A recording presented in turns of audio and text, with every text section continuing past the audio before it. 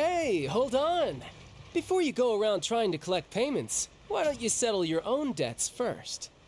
If Confrere of Cabriere wants to poach clients from Northland Bank, that's fine. But I'm afraid you still owe the bank a hefty sum of mora. So why don't we work things out between us first, before you get back to your little conversation here? You're from Northland Bank. But we said we'll pay everything we owe next month. Why are you hounding me now? Traveler, Paimon!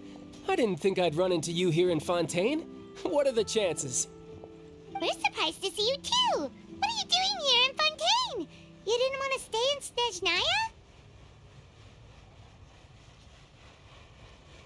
Snezhnaya? Long story short, I've already been in Fontaine for some time now, and honestly, things have been pretty boring.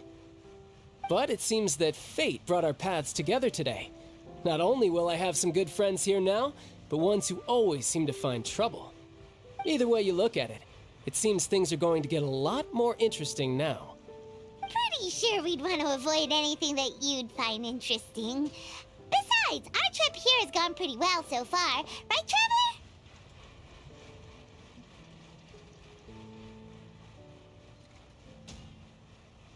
Traveler? Hey, you, Northland Bank boy. Aren't you forgetting something? Don't interrupt.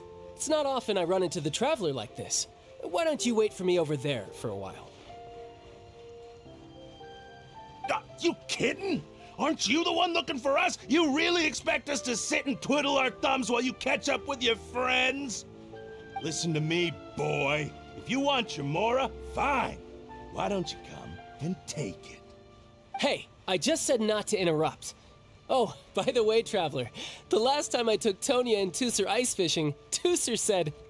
Hey! That's way over the line! All right, boys, let's see who has to pay up now! Can you at least let me finish one sentence? Fine. Though the bank told me not to get rough with our clients. You're the ones who started it. This is an act of self-defense. You two will have to be my witnesses, okay?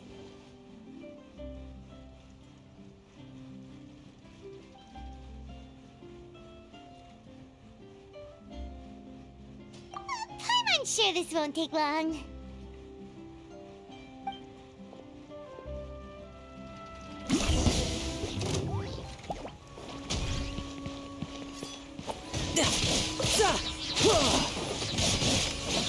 Brace yourself! This is gonna hurt!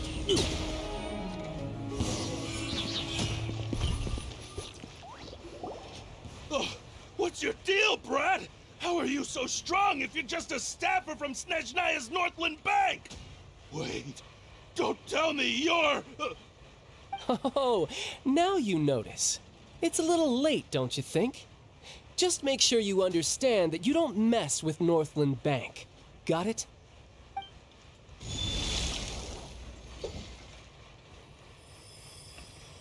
Huh? Now's my chance!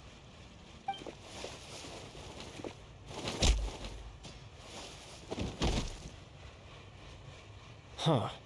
That was weird.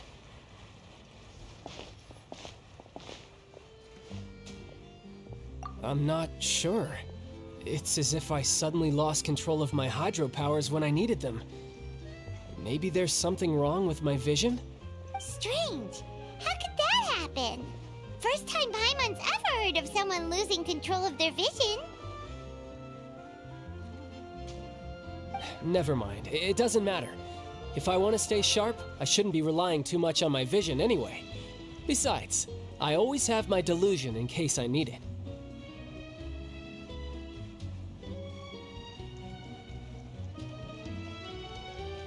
So what are you doing in Fontaine, child?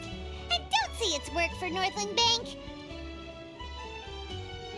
Well, I guess it's because I've been in a bad mood lately. Huh? What kind of reason is that? Wait, since when do you feel down about anything? I don't know. Maybe I still have a lot to learn about myself. But recently, there seems to be some sort of restless power stirring inside of me. And I don't know why, but every now and then I feel like I'm in a terrible mood. Maybe you losing control of your vision just now is connected with that power you're feeling inside. That is a possibility.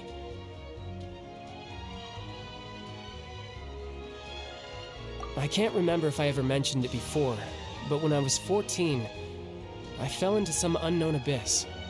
It was during that time I learned nearly all of my abilities. The one who took me under her wing and taught me was named Skirk.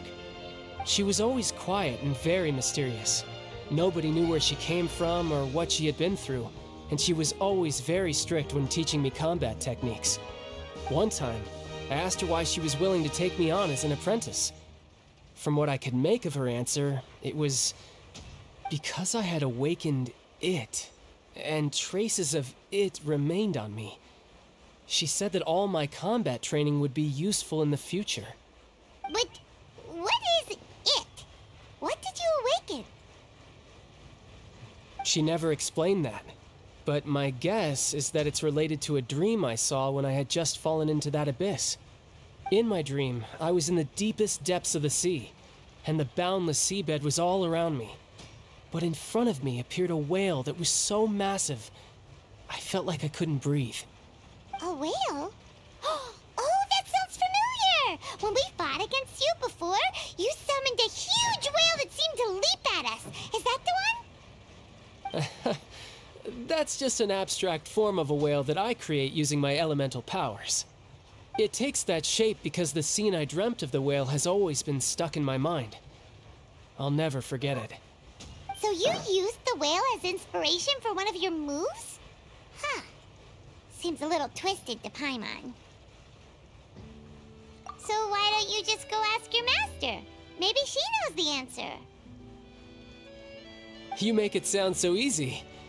Ever since the incident I experienced there, I've never stopped searching for Master Skirk and that unknown abyss.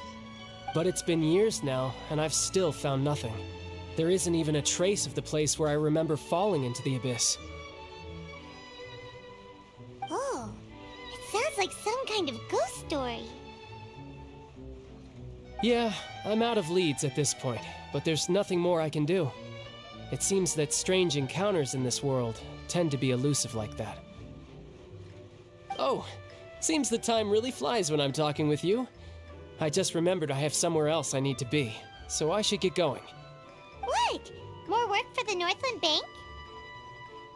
No, it's more of a personal appointment. Lately, I've been sparring with some of Fontaine's official champion duelists whenever I'm feeling bored. Official champion duelists? You mean it's their job to duel? Yep, in Fontaine, before a criminal goes to court, they're given one chance to defend their honor by requesting a duel with an official champion duelist. The champion duelists are all powerful fighters selected from among the nation's best. And the duel itself is a no-holds-barred fight with no specified stopping point. So engaging in such a duel is regarded as a symbol of defending your honor. If a criminal manages to win the duel, they'll be acquitted.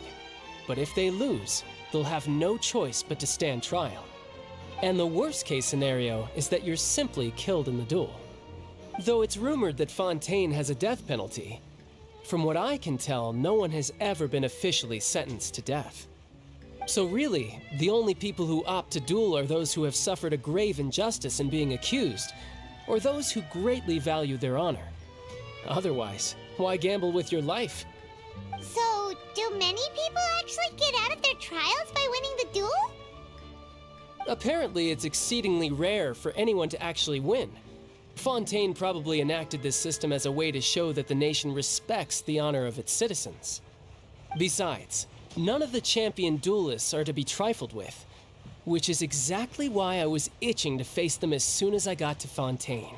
Apparently, the one I'm meeting today, Clorinde, is the strongest of the champion duelists. I had been asking her for some time before she finally agreed to face me today. Well, that's child for ya. Paimon feels like we heard that name somewhere before. Clorinde. Huh. Oh, before I forget, I want you to have this. Huh? Your vision? You're seriously just giving it just worried that it could become uncontrollable again. I'd be pretty upset if it got in the way of my duel, so I think I'll be better off without it for now. Besides, I just need you to hold on to it for a short while. I'll come retrieve it when I have some time later. Paimon knows what you're up to. You just want an excuse to come talk to us again, don't you? Whatever gave you that idea? I'll be in touch later.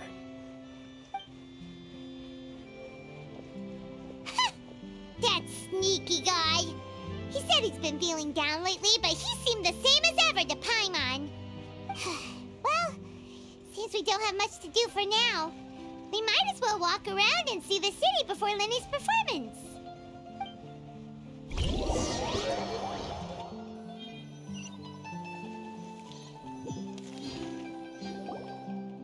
Wow! Who could have seen that coming?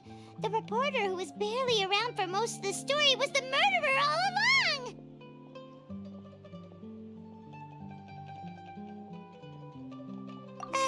Sorry. Paimon was just surprised, that's all. Paimon never saw that twist coming. The murder mystery novels here are amazing. The whodunits here in Fontaine are a lot different than the light novels you see from Yai Publishing House. Both have their merits, but Paimon thinks this style of novels are more, well, novel. It's so exciting to reach the moment when the mystery is uncovered, especially in the one Paimon was just reading. You should buy a copy and read it too. Oh, sorry about that. Paimon will be more careful next time. Hey, shouldn't we be heading to the Opera House to see Lenny's performance soon? It's almost time for the show to start, so we should get going. Lenny said that the Opera House is on Aranias, so let's go ride the Opera Bus!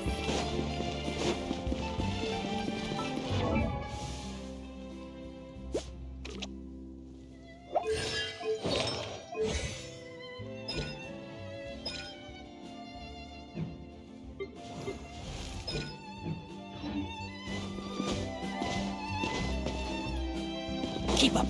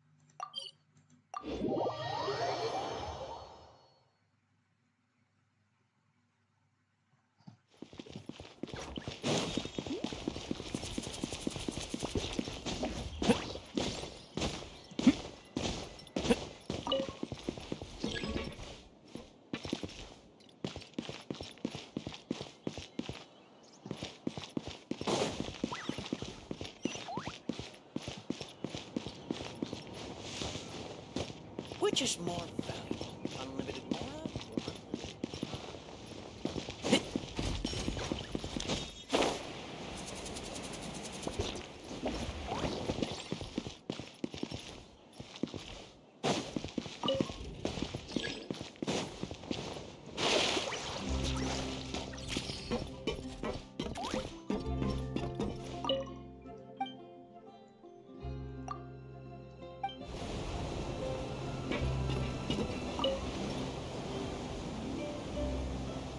Welcome to the Avia line. I am Elvin. The boat will be departing imminently. Please do not stick your head, hands, or other body parts outside the boat. The Aquabus operator is not responsible for any accidents or injuries resulting from doing so. Also, please remember to buy the Steambird, though I don't read it myself. The destination of the current tour is Arenias. Points of interest worth visiting include the Fountain of Lucine and the Opera Epiclese. If you look to the left in the direction we are currently traveling, you will see the famous Fontaine Research Institute up in the sky. An experiment gone wrong turned a new sightseeing opportunity. Human ingenuity truly is a wondrous thing.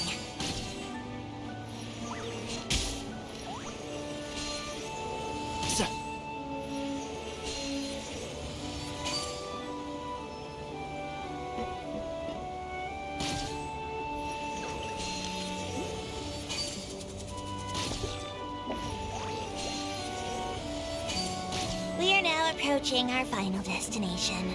Please be sure to bring all your personal belongings with you as you disembark. Even though I will take any forgotten items to the lost and found, the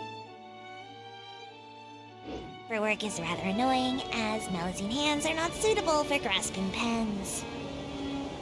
Please be careful when disembarking. It has been my honor to be your tour guide this trip. Thank you.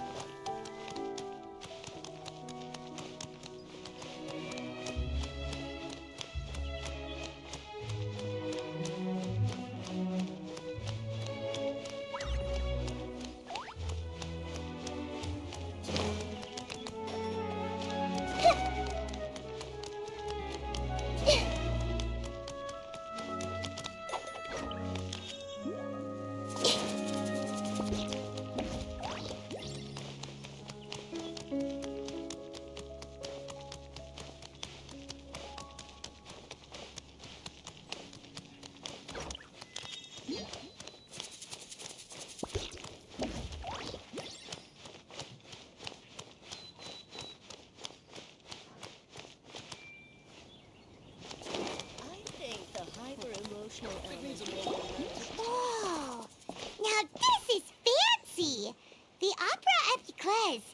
What a place to hold a performance! No wonder Linny and Lynette were looking forward to it. Huh.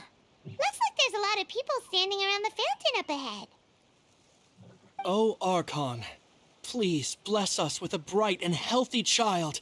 We pray. I don't know why you always feel the need to ask so much. I'll be happy as long as our child is healthy and lives a peaceful life. I guess if they're our kid, then there's no doubt they'll turn out smart.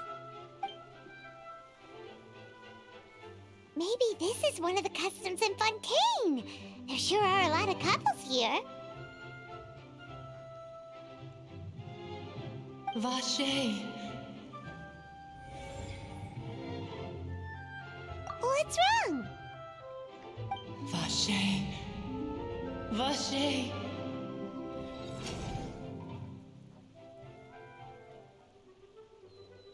No, Paimon didn't say anything. Are you hearing things? Welcome to the Fountain of Lucine. All the water flowing through Fontaine converges here. It's customary for newlyweds to come here and wish for children. Lynette! You scared Paimon! When did you get here? Lenny asked me to wait here for you, remember? Right. What do you mean? There are a lot of people here right now. Hey, you're not trying to scare Paimon, are you? Besides, it's the middle of the day. It's not the time for eerie things. I see. I might be able to tell you something that could help. In fact, you might not be imagining things at all. I suspect that what you heard is a result of your hypersensitivity to the hydro element. Others in my family have had similar experiences. It's because of her sensitivity to the hydro element? But what would hearing a voice have to do with elemental power? When do you cry, Paimon? Wait, what? What does that have to do with anything? Just answer me. When do you cry? When Paimon's really sad? Oh, and when Paimon's super happy. Oh, and also when Paimon's really, really scared. Then you should understand that tears contain your most intense emotions. Like I just mentioned, the Fountain of Lucine is where all the flowing water in Fontaine converges.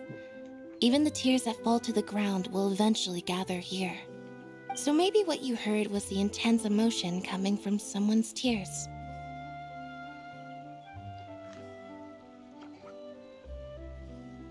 So, what did the voice say? If you were hearing their emotions, then Paimon wonders what happened to them. Rather than worrying about them, we should worry about my brother first. Don't let that calm look of his fool you. He tends to get pretty nervous just before a performance. So chatting with Lenny might help him relax a little before he goes on stage. Oh, right. That makes sense. Let's go in and see.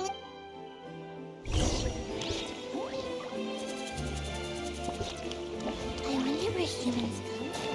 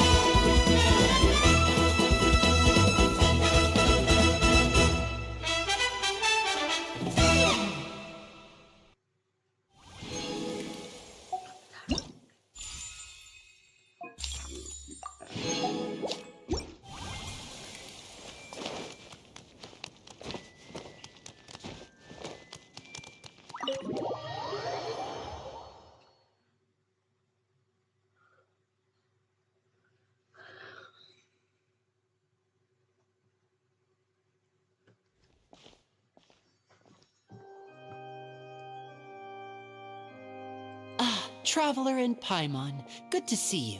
I knew you two would come. Are you kidding? We wouldn't miss it for the world. We've been looking forward to it. I can tell, judging by how early you've arrived. But you're actually right on time. The audience still hasn't started entering the venue yet, which means now is the perfect chance for us to take you to the best seats in the house. Wait just a moment. I'll fetch the tickets.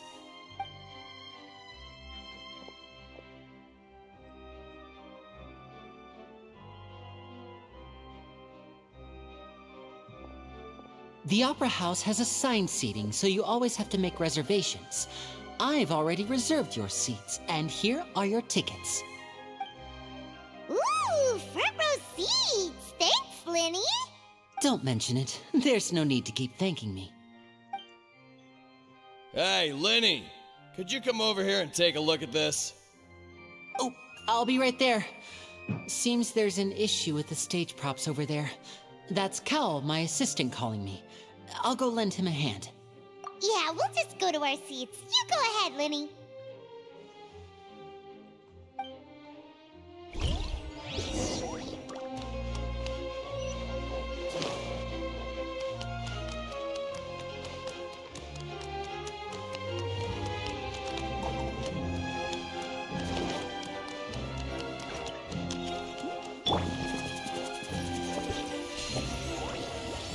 So,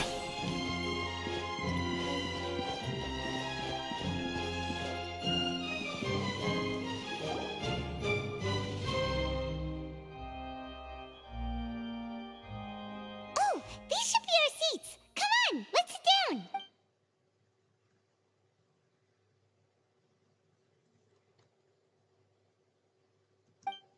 Movie! Movie left! Uh, Fuck yeah! uh... Hey, Traveler. Maybe we should strike up a conversation with the person next to us. Since we're sitting together and the rest of the place is practically empty still, it's kinda awkward if we don't say anything. Ah, you little... Of course you put this on Paimon. Excuse me, I did not realize you felt awkward. I am terribly sorry. I would be perfectly happy to chat with you if that is what you would like. Oh, so you heard all of that, did ya? Boy, you sure have good ears. Paimon thought she was keeping her voice down. Wait, that's not it. Paimon's sorry. Paimon's the one who was being rude, talking under her breath like that. So let's talk, but, what should we talk about? Oh, Paimon's got it. You're also here early and sitting in the front. Are you a friend of Linny's too? A friend, you say? Well, if Mr. Linney would like to be my friend, I would be more than happy to reciprocate. Oh, so you're not friends with Linny then? Oh, this is getting more awkward by the second. Nice to meet you. Paimon is Paimon, and this is the Traveler. We just arrived in... It is an honor to meet you two.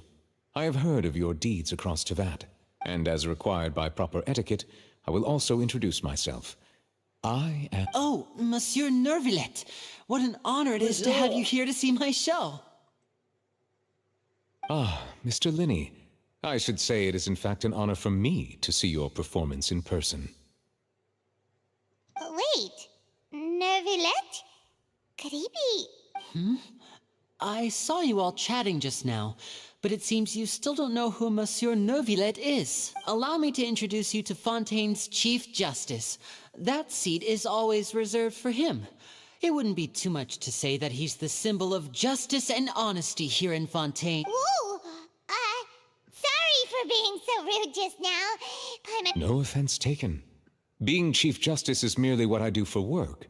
Nearly every person has their usual reserved seat, so I'm not so special, really. And by the way, I should probably let you know, even though I would prefer not to, there's someone sitting up there in the VIP seats that has been striking a pose for quite a while now. I believe she is trying to give you a most elegant and impressive first impression. So I think you should take notice of her sooner rather than later, otherwise she may become flustered.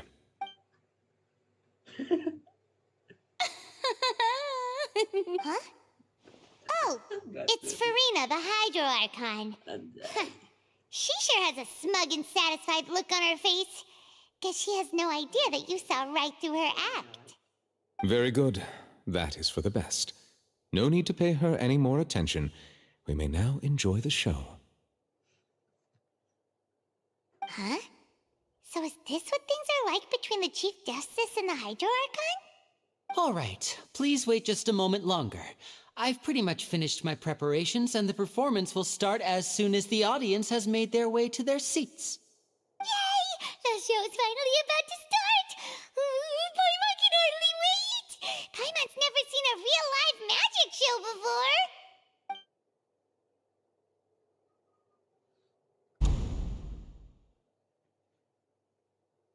Oh! They're dimming the lights! The show must be starting!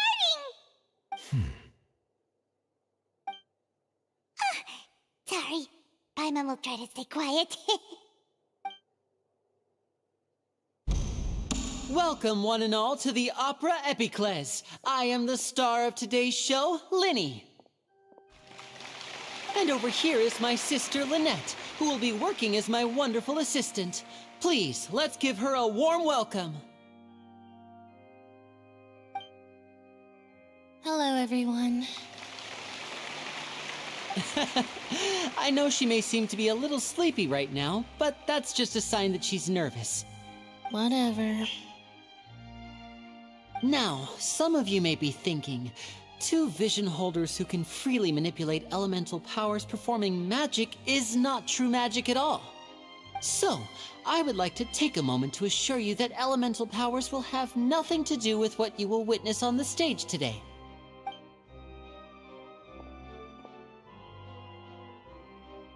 Both Lynette and myself have removed our visions for the show. That way, even the gods won't be able to help us. Oh, good point. That's what makes the show real magic.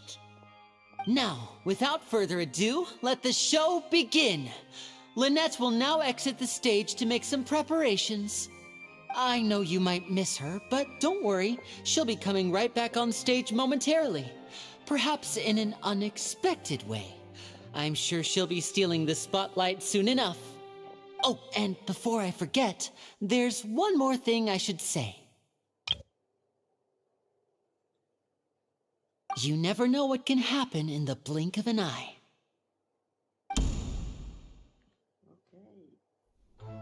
A magician's greatest skill is making things disappear or appear. The possibilities are endless.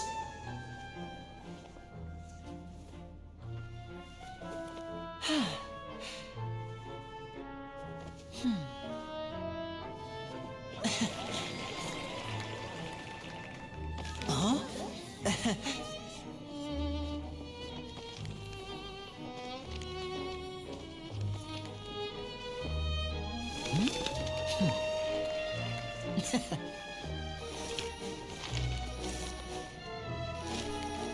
But this isn't what you came for.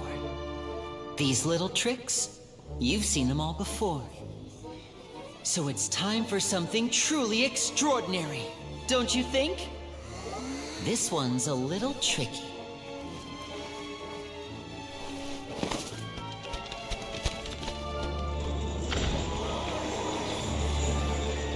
Using this water tank, I shall make my sister vanish completely, right before your very eyes.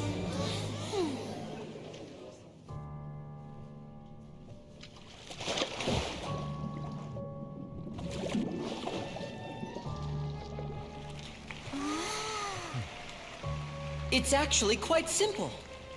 She'll just turn into air bubbles and float right out of the top.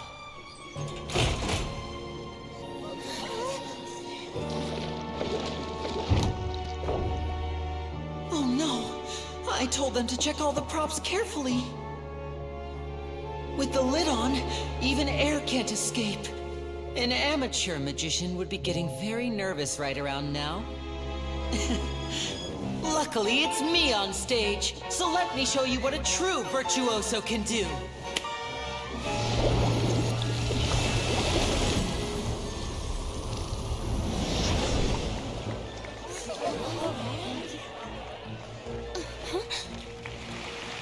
Lynette, are you still there? Don't go too far. We don't want to use up all our magic. Hi, I'm back. Uh-huh.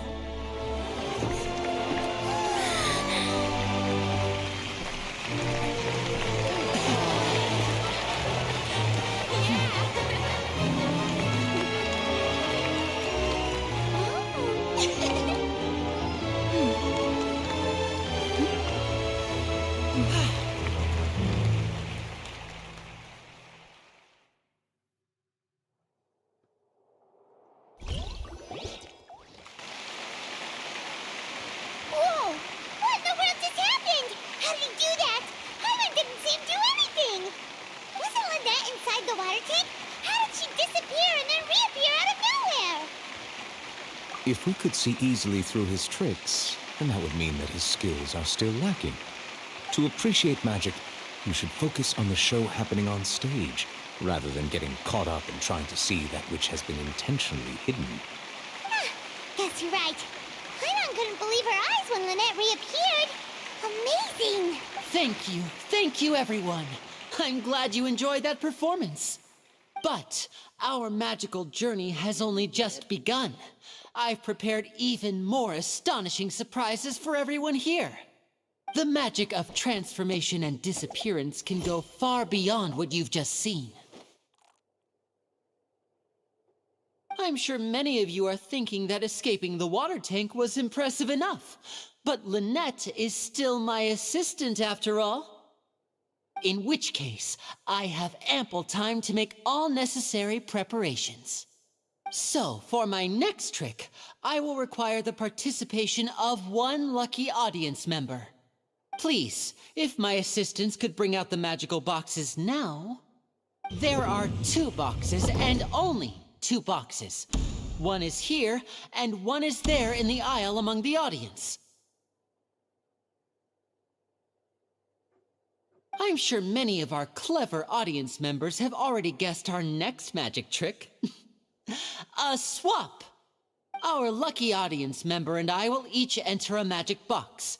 After 1 minute, we will each emerge from the opposite box. Now please, everyone pay very close attention to the box you see here. Don't give me any chance to make a move. Wow! How's he gonna do this? Hey, do you think this is all magic tricks, or does Lenny have actual superpowers? The lucky audience member will be generated by this random number selector. It selects numbers entirely at random. Even I don't know who will be chosen to participate. Now then, let's begin.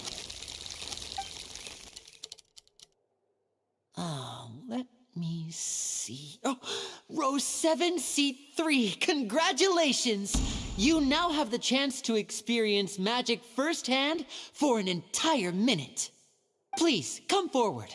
My assistant will take you beside the magic box. I'm sorry, it might be a little cramped inside, but no need to feel nervous.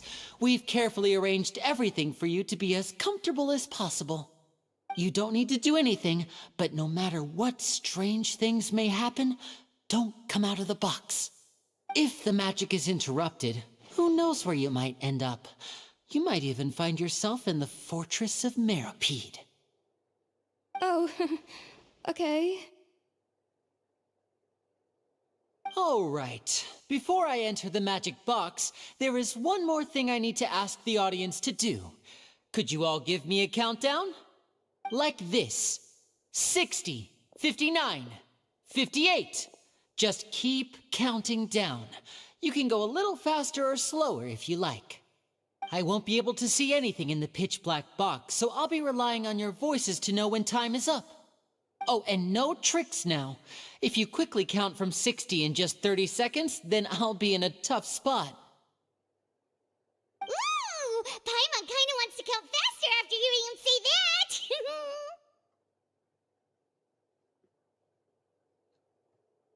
No, that won't do. I can see it in your eyes. You still can't be trusted. Let's practice together. Come on, repeat after me. 60, 59, 58. 60! 59! 58! That's right, perfect. Keep it going. All right, I'll see you all on the other side once you've finished counting.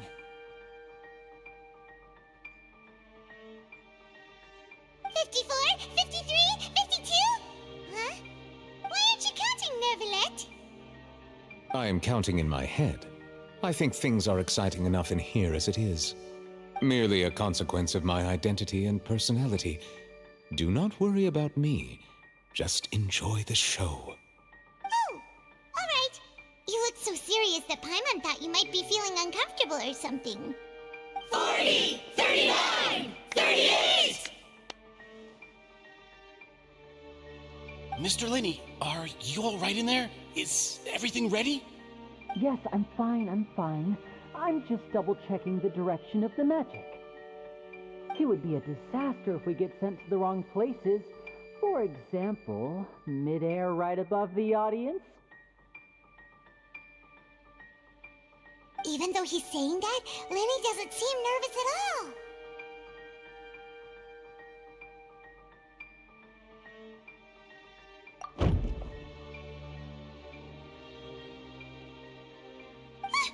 What was that noise? Did you hear it too? Not sure. Anyway, it doesn't seem like anyone's worried about it. 25, 24, 23! What's wrong, Mr. Linney? I can still hear you moving in there. I seem to have accidentally knocked over a decoration. I'm trying to fix it, but it's pitch black in here. I can't tell left from right. Never mind the decorations. There's no time for that. The show is what's important.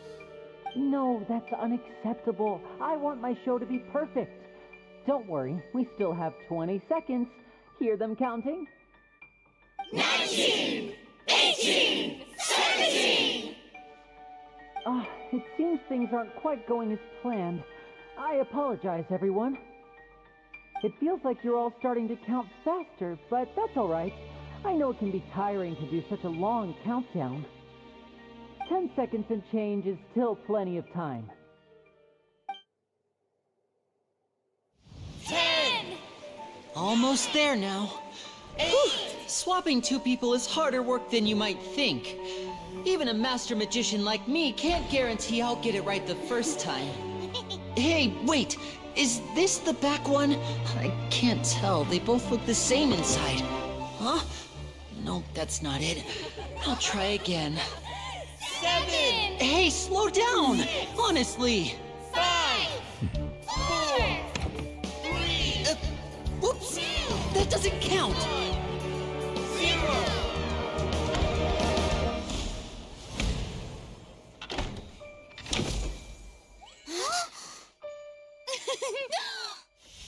Ta-da!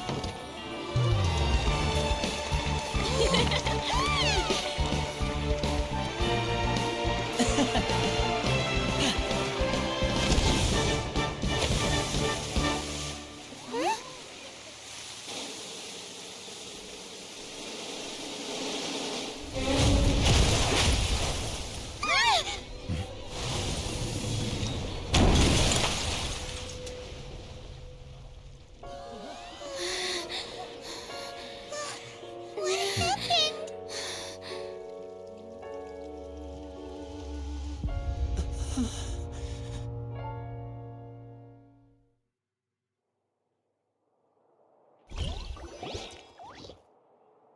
Huh?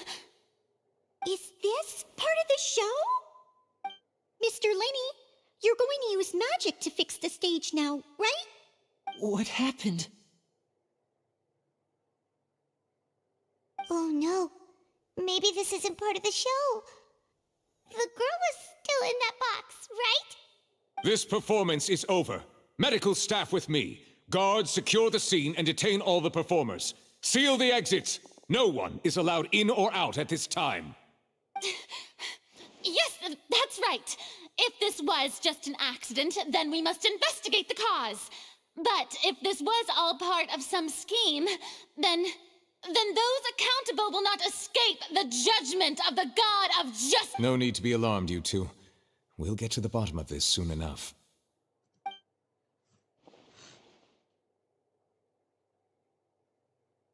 Unfortunately, the person who is in the magic box has been pronounced dead. His name was Cowell, one of the assistants in Linney's magic troupe. Apparently, the fireworks on stage ignited the ropes that were suspending the water tank, which then caused the tank to fall onto the stage. As of now, we are still not sure why we found Cowell in the box, rather than the guest from the audience. And after an initial search of the area, The guards have confirmed that the girl is nowhere to be found. It appears that this incident was not merely some mishap with the performance. And there are many indications that it is connected with the case of the serial disappearances of young women. The serial disappearances case? That's the case that Charlotte mentioned before. I know the truth. I can see through the whole thing. Really, using such a shallow and obvious mystery as his finale. Did he really underestimate us that badly? I say that our powerful magician, Mr. Linney, is now the prime suspect for the serial disappearances case. Huh? Why me? This whole thing was an accident. No, this all occurred during your magic show, did it not? The missing girl disappeared after being chosen, did she not? The deceased is one of your assistants, is he not?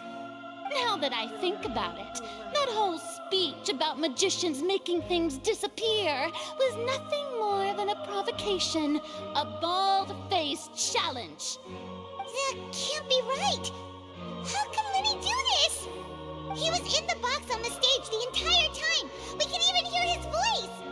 Besides, before the show, he told us that he would like to catch the criminal behind the disappearances. He couldn't possibly mean catching himself.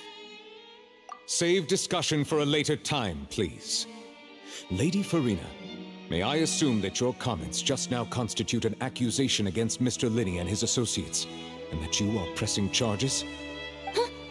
I just think that I think it might be a little early to talk about formally pressing charges.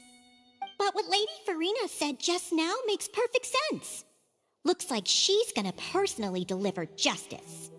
A kidnapping and murder carried out under the cover of a magic show. Lady Farina said it all.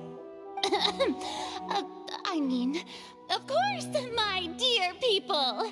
But what excites me even more than the obvious truth before our eyes is that's right. I mean you, traveler. You'll support Lenny, won't you? Then there's no problem at all. You know, the Traveler and I already had a duel the first time but with Lenny's help, our little duel ended in a draw. But draws really are the most boring possible outcome. So no more draws. Between the two of us, there must be a clear winner and loser. And what better place to hold such a riveting showdown and decide the true victor than here, on the grandest of stages, the Opera Epiclese. It wasn't a draw. She obviously lost last time. I understand. Charges have now been pressed, and as such, a trial is in order. Well, Traveler, seems Lady Farina has set you in her sights. But putting her dramatic rhetoric aside for a moment, I would like to ask you, are you willing to act as Mr. Linney's attorney and defend him in this case? Very well. The trial will be held a day from now in the Opera House. Both sides may investigate the scene to build their cases and search for the truth. Linney and his troupe are all potential suspects and shall remain within the Opera House. The audience may begin to leave in an orderly fashion once they have been cleared by the guards. A day isn't that long. Let's see what kind of case this big-shot outlander can build in such a short amount of time.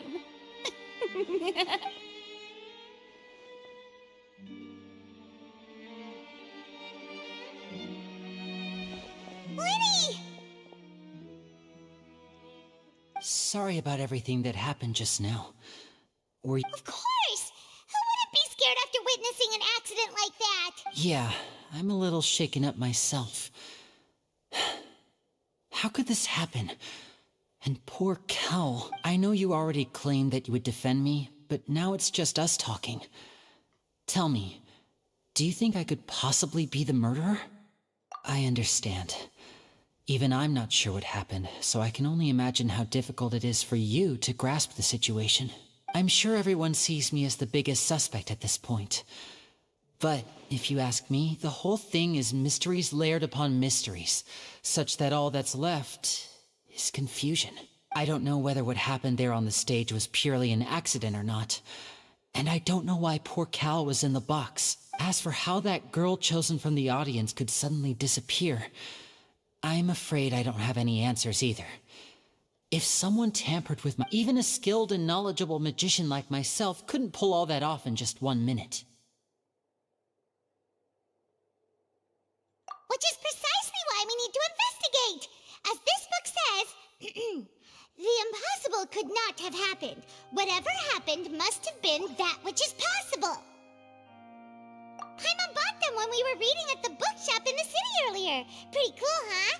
Don't worry, Paimon used her own savings to buy them. It wasn't from our travel funds. I think they look cute on you, Paimon. You have good taste, Lynette. That's the right attitude. Feeling depressed isn't going to help me now. I need to get back to my normal self. But with the guards watching our every move, it's going to be especially difficult for Lynette and I to prove our own innocence. Good thing you agreed to be our attorneys. Yes, thank you so much. Yeah, just leave it to us. Oh, since we're going to start investigating, Paimon has a question first. Where did Lynette go? Oh, well, I'm afraid that would involve some of our essential traits. The secrets behind our magic are past saving, Linny. I suppose you're right. The truth behind our tricks is going to be important evidence that will be weighted during the trial. 'Tis truly a pity. As a magician, our magic show is a work of art. We've poured countless hours and spared no effort in perfecting it. But if revealing our secrets will help you uncover the truth behind what happened, we should go somewhere else if we're going to discuss our magic tricks. We'll go speak with the guards, and in the meantime, you can go investigate this. All right, let's go have a look while the investigation teams are still...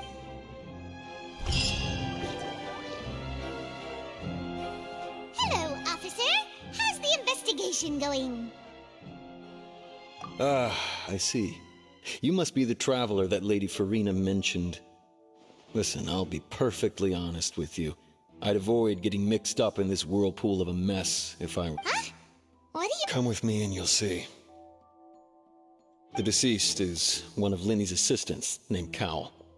Even though he hadn't joined the troupe long, he was hardworking and everyone generally liked him. The assistants are usually in charge of setting up and inspecting the props, as well as assisting with the show and keeping the crowd engaged. As you probably saw when you were in the audience, the water tank suddenly fell and smashed the box with Cowl inside it. This is the real mystery.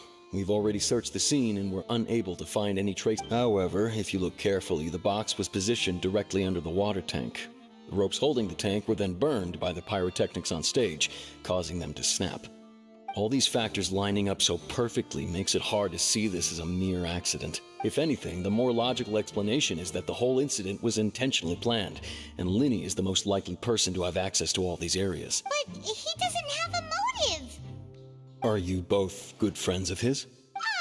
Well, you can't say we're good friends. So in just a short time, he was not only able to win your trust, but even convince you to act as his... I know there's no such thing as magic. The real trick of a magician is holding the audience in the palm of their hand. I've seen a lot of cases, and I can tell you that people are the least reliable kind of evidence. Sorry, I tend to be pretty straightforward. Just know that I'm... Anyway, you may investigate the scene of the crime yourselves if you're curious. Who knows, maybe you'll be able to come up with some new evidence.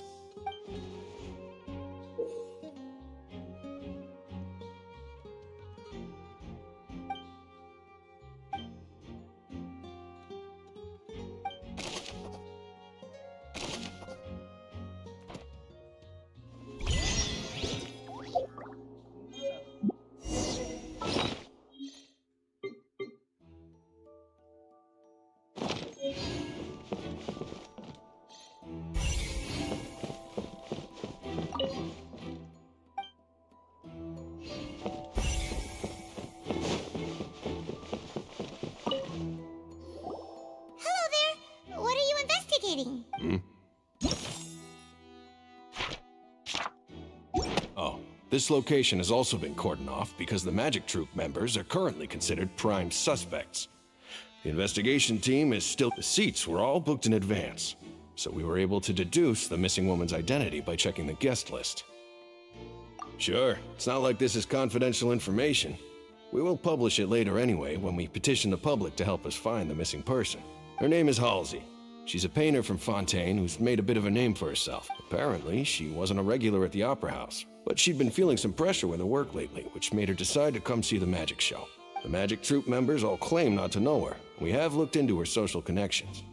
It seems that she has no personal grievances or conflicts of interest with the suspects. Simply put, she wasn't related to the Magic Troop at all, which matches the features of the previous serial disappearance. Were the victims of previous cases also chosen? That's how it seems to us, in any case. Apart from the fact that they were all young women of around the same age range, there really weren't any other connections between. Okay then. No need to be so formal.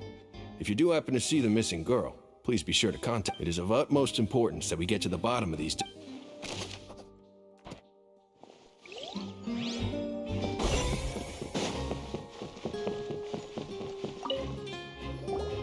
So this is the rope that broke. The rope looks pretty durable. How can it be burned through so quickly by fireworks?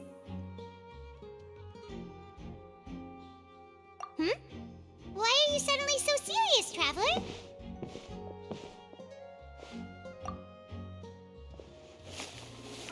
Whoa. Most of it was burned away, but there's still a little bit of it left.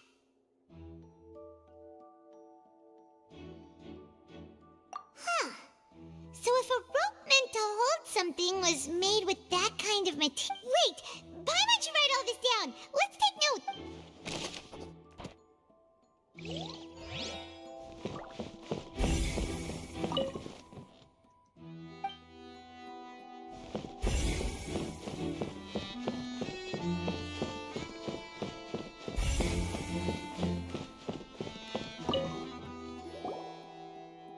The investigation team has some new findings. Turns out there's an issue with the random number selector. See, I told you. What if the machine picked some big guy's seat? You think the murderer would have still made his move then? Sorry to interrupt, but we're helping Linny and Lynette with their side of the investigation. You're trying to help them? That'll be a tall order. Linny used the machine to pick a random member of the audience during his performance, right? Well, we thought there might be a serious problem with the machine, so we had it taken away for further inspection. It turns out that the seat number it picked wasn't random at all. The machine picks that same... I'm sure you already know that you have to make a reservation in advance to get a seat, regardless of whether it's a trial or some... In other words, Linny knew who would be sitting where from the very beginning. That much checks out. Bet you see why I was saying it'd be tough to make a case for Linny. Even...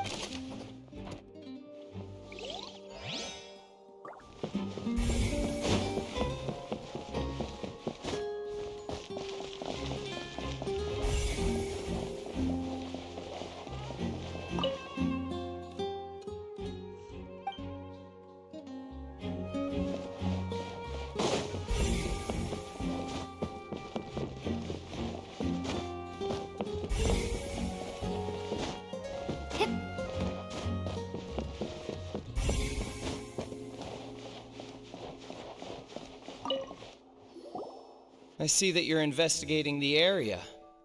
Well, it just so happens. If you find any new and interesting leads, be sure to share them with... We don't have too many thoughts yet.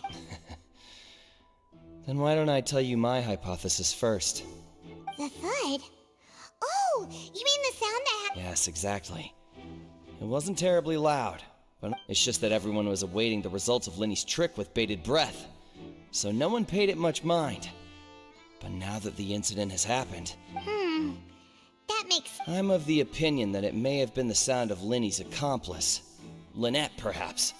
Jumping atop the water tank, or something like that. And when the pyrotechnics went off, she cut the rope, sending the water tank crashing down. Wait, wasn't the noise we heard too loud for that? Perhaps the balance wasn't right, leading to a particularly rough landing. Oh, that's true. I suppose That does remind Paimon, though.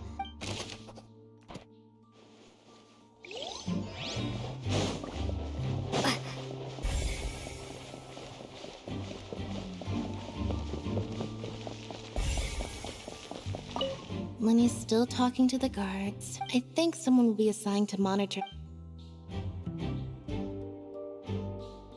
Lenny's still talking to the. I think someone.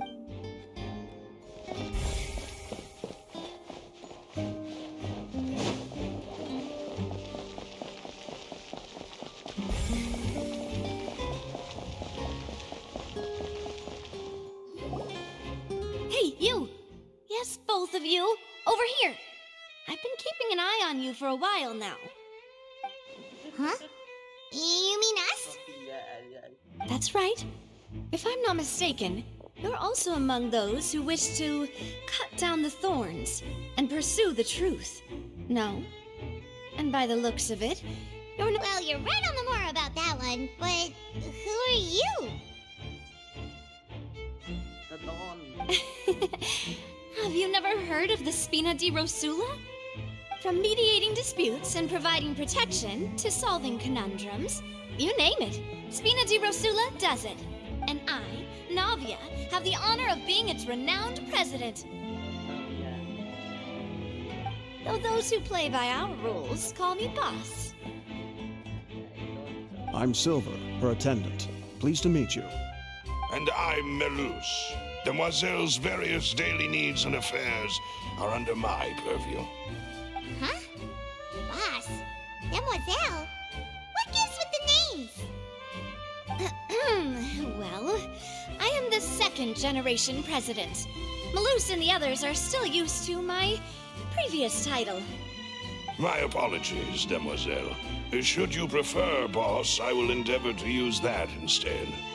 No, no need. You don't have to call me boss. Just Navia is fine. Okay, if you say so. Not that we're members of Spina di Rosula anyway. All merely trifling details. Never mind. Now, back to the situation at hand.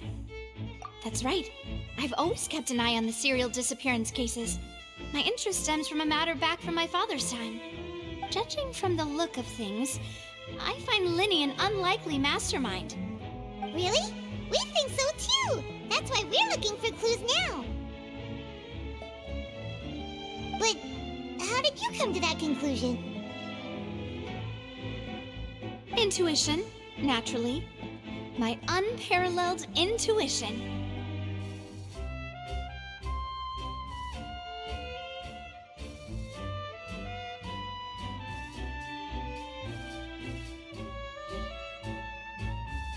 Farina sure was quick to point the finger at Linny without any decisive evidence whatsoever, wasn't she? But that's not uncommon for her. If you remember, the Justice had to interrupt her and ask if she was pressing charges just to keep her from getting carried away. Anyway, a trial begins the moment someone levels charges. And, of course, there was no way Farina was going to back down in that situation. Sounds more like you just don't trust the Hydro Archon. Well, what's your opinion? I must admit that she can be interesting at times, but liking her doesn't mean that I'll blindly agree with her.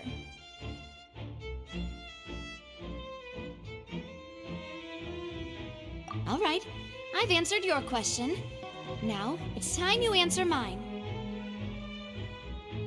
Wait a minute, did that answer count? Well, I say it does. But don't worry, you won't hear any pointless questions from me. In your opinion, do you think it's right to treat a trial like it's an opera?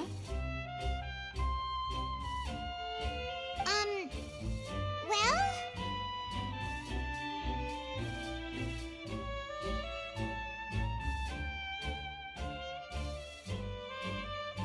And why would that be?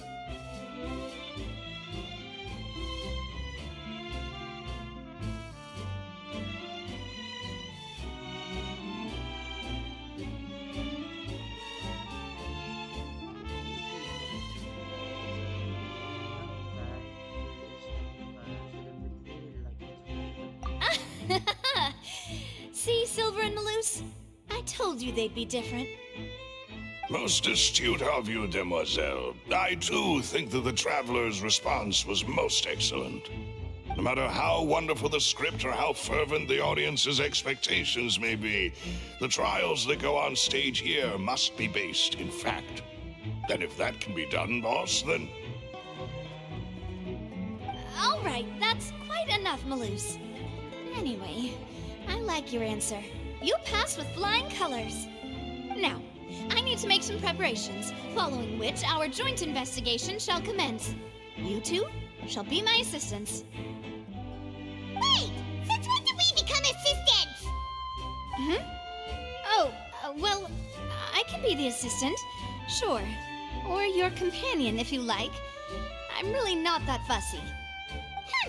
That's more like it.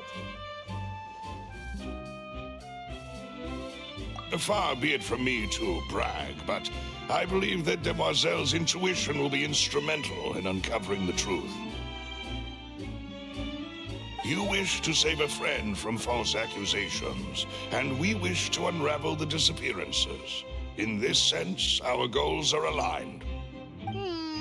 You have a point. You're quite the talker, aren't you, mister? And what about you over there? What do you think? You seem like you've got something on your mind. I have nothing to add. Oh, alrighty then. We'll be making some preparations first. Just be sure to let us know if they start revealing Linny's tricks. Thanks!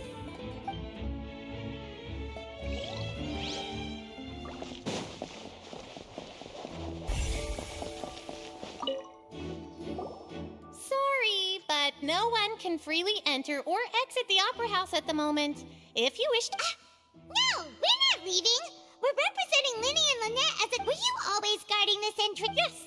After the Chief Justice gave the order, everyone coming in or out must undergo a strict inspection. So, the missing girl couldn't have left from here. At least, not from that point on. I doubt there was much opportunity then, either. How can you be so sure? Well, because I was in charge of security near the entrance at that time. I couldn't see Linny's performance from here, which was quite a shame. Just my luck. But still, I did not abandon my post, and I stayed put no matter how loud the applause was. If someone had so much as even approached the door, I would have noticed it, let alone if they had tried to leave. We Melusines are good at that sort of thing, you know. So, it's safe to say the girl couldn't have left through... Alright, thank you for your help. This'll be...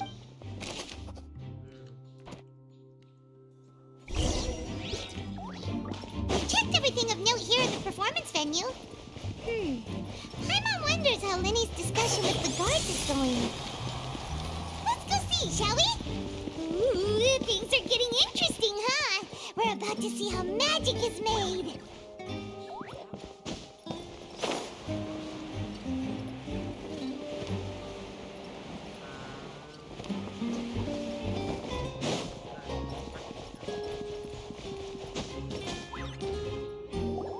Understood. Then I will be going with you. Just so you're aware, I will be monitoring your actions and making notes as necessary. Very good. Thanks for being so agreeable. I'd pull a rose out of my hat as a gift for you if I could. You may spare the pleasantries. I'm just doing my job. You've arrived. Who's this? Me? I'm Spina di Rosula's guardian angel. If you've got a problem, I've got the firepower. Sorry, I got a little carried away there. Call me Navia. I'm a partner of theirs, and will be helping investigate this whole situation. And these are my companions. Would you mind if they join as well? Fine by me. Oh, new helpers? I would be most grateful. Well, let's just say we're tagging along. It's not every day you get to see the secrets behind magic performed on such a large scale. I appreciate your kind interest. Come with me. We'll be heading below stage.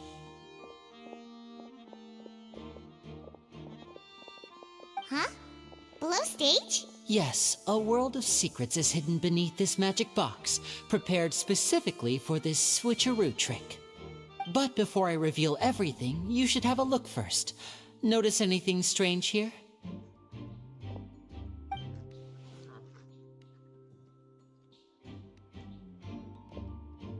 I'm not trying to be dramatic. Remembering the details of a trick will help you understand the methods used to perform it more easily.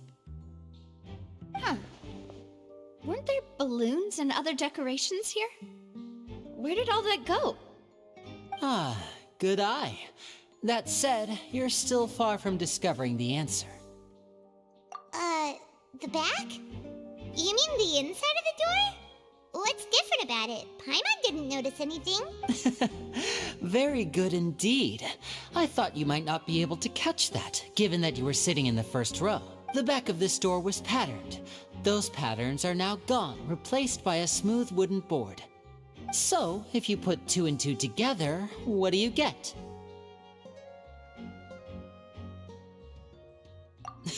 Exactly.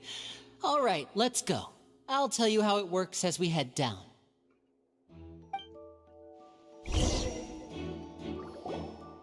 Oh, so there was a passageway under the magic box!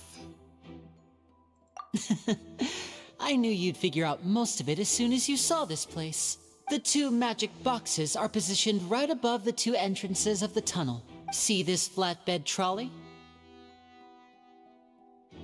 The box with the lucky audience member in it would be shuttled over to the other side using the trolley. This trolley can raise and lower and even rotate, ensuring that the box will face in the right direction. I see. So that's the purpose of the box inside another box. Precisely. The inner box would descend after the audience member was put inside and be moved along the trolley, all while the outer box would remain on stage as if nothing had ever changed. So that's how you did it! Once the box was lowered, the trolley would store some energy through this device here, with which it would complete the rest of the steps. The audience member would only be able to feel some slight movements in the dark, and by the time she walked out, she would already be back on stage. Right! You were talking that whole time, and you even came out for a moment near the end! Ah, yes. A phonograph operated by Lynette was used to achieve that effect. My assistant and I had already scripted our conversation beforehand. When the countdown began, I had already gone to the opposite box via a tunnel using that ladder. And what about Lynette? Where was she? I was in the mezzanine space in the back of the box. Oh, interesting! That's how we were able to coordinate Linny's lines with the assistant. And, by the way, I was the one who walked out of the box at the end. I mean, we are twins. All it takes is a change of clothes and no one can tell who's who. And that's my favorite part of this trick. Only Lynette and I can perform it. So that's how it all worked! Wow, every detail you revealed was more amazing than the last! Lynette would briefly walk out of the box and then go back in, jumping into the tunnel and escaping before the box on the trolley could finish ascending. And then I walk out of the other box in the audience area, and the trick would be complete. The operative word here being would. But as you saw, Cal was in the box, not our audience member. She, on the other hand, mysteriously vanished. We really don't know how that happened. If not for that interlude, this would have been an astonishing trick. I probably never would have figured out how you pulled it off. And yet, to think that someone was able to use this magic. Could we have a look around? I think we can come up with some more leads. This is the scene of the crime, so Linny and Lynette are not permitted to stay here. I'll escort them back up. Yes, of course. No need to be so strict now. I won't disappear into thin air, you know. Thanks, everyone. We're counting.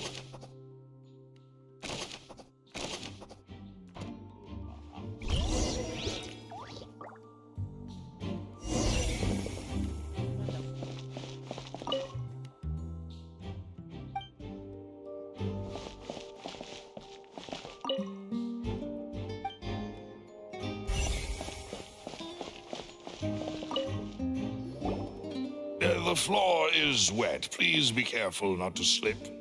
Speaking of which, why would there be... Oh, Paimon knows! It's one of those tricks where you pour water into a jug and then flip the jug over only for the water to disappear. And here's a broken vase. Huh. Did the trolley not... That can't be. The trolley moves along tracks from start to finish. It couldn't have hit the vase. Let's note this down.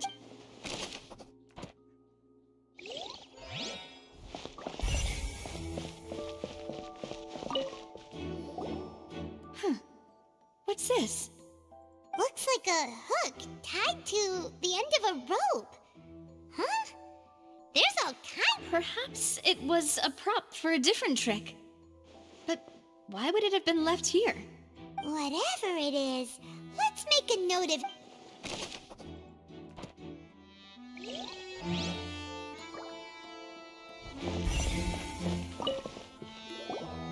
Oh, these are the clothes that the lady chosen from the audience was wearing, right? Her clothes are here, but she's nowhere to be found. Right. And do you really need to do that if you're kidnapping them? Ugh, this is so confusing. Paimon doesn't want to be a detective anymore.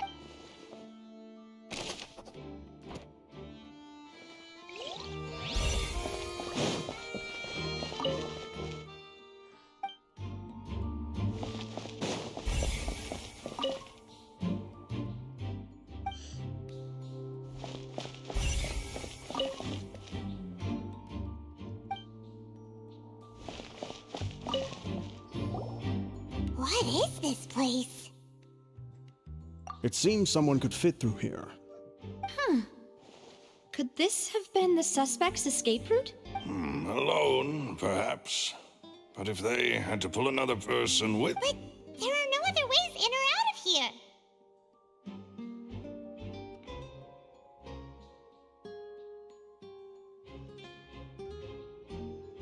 Oh, you're right! Let Paimon...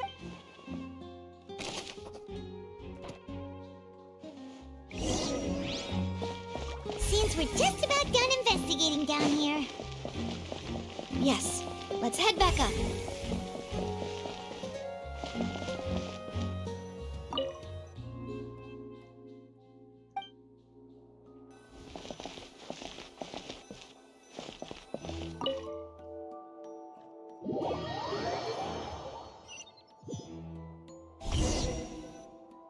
Well, we've ascertained the state of the crime scene. Let's find a place to sort out our findings.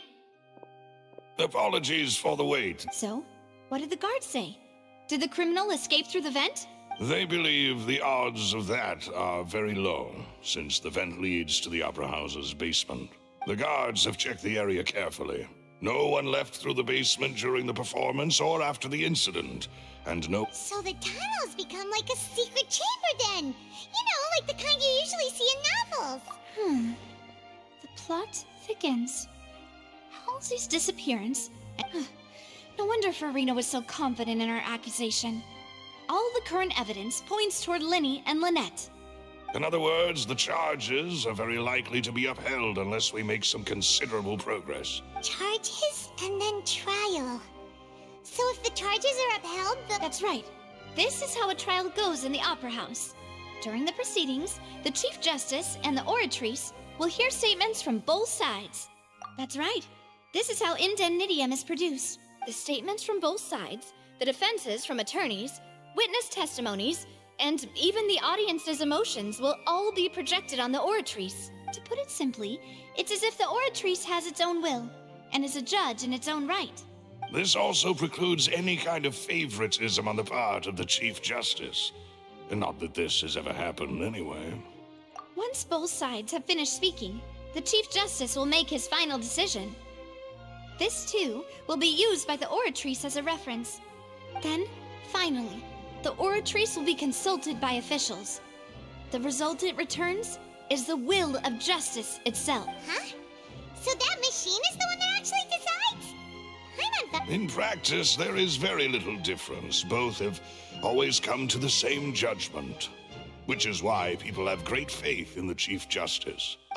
Yes, the guards also asked me to convey that none of us will be allowed to leave this place. Huh? What? Because we've chosen to act as the twins' proxies. That makes us persons related to the case. They're concerned that we might be colluding with outside parties, or that we might find outside help to disrupt the case. And even if that were not so, it could prove problematic if we happen to spread key information about the case ahead of time. I'm ready to break out at any time. Whoa! There's no need for that! Paimon thinks they have a point. That's Of course. I just hope you don't mind the lack of options. I'm afraid that catering to all tastes is not in the cards, nor is any guarantee of balanced nutrition. In that case, let's just sort out our findings together here. Pity. I was hoping to take you to try some of Fontaine's famous desserts, too. I mean, what better way to properly think through our findings than over some tea and sweets? Huh. Breaking out suddenly doesn't seem like such a bad idea after all. Just kidding! Paimon will still do her best, even if there are no snacks. What do you mean, no snacks? Of course we'll have snacks. If we cannot buy some, then we'll simply make some. Huh? Here? Understood, Demoiselle. Everyone, please come with me.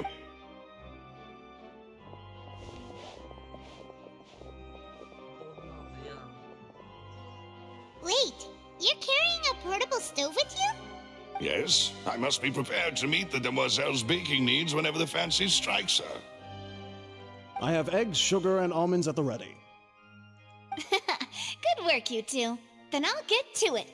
Please sit tight for a moment. You'll get to taste my awesome snacks soon enough. These three are quite the interesting group.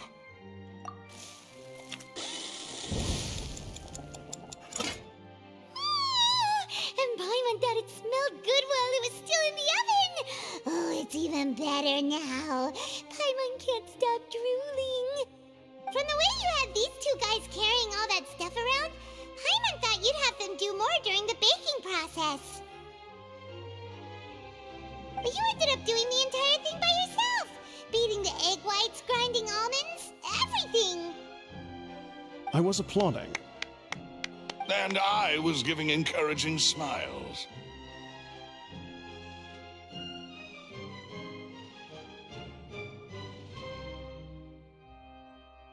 Paimon was just thinking, aren't you worried about getting your fancy dress dirty beating egg whites and baking like this? Well, I don't think it's carved in stone anywhere that fancy ladies can only read books, sip tea, ride horses, and play the piano. I just really enjoy making snacks. Don't underestimate beating egg whites, by the way.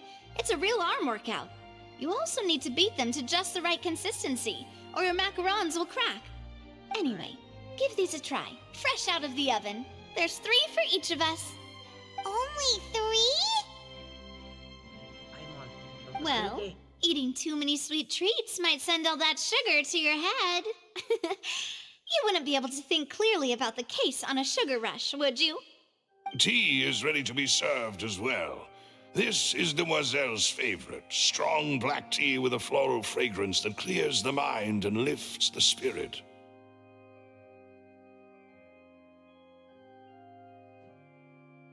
No need for concern. I'm merely doing as I should.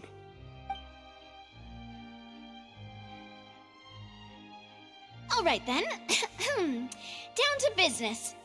As Paimon mentioned previously, the tunnel seems to be something of a secret chamber.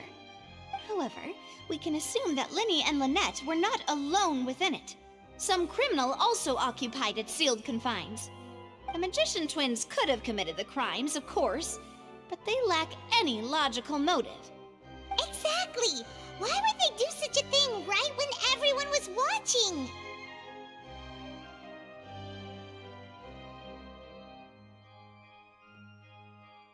The flower vase and the thud we heard during the performance could indicate some altercation between Halsey and the criminal in the tunnel, resulting in the shattering of the vase, the discarding of her clothes, and her abduction. Perhaps the criminal thought that since she was chosen from the crowd, she would be too easy to identify if she was still wearing the same clothes. Paimon thinks that makes sense, but the real trouble is...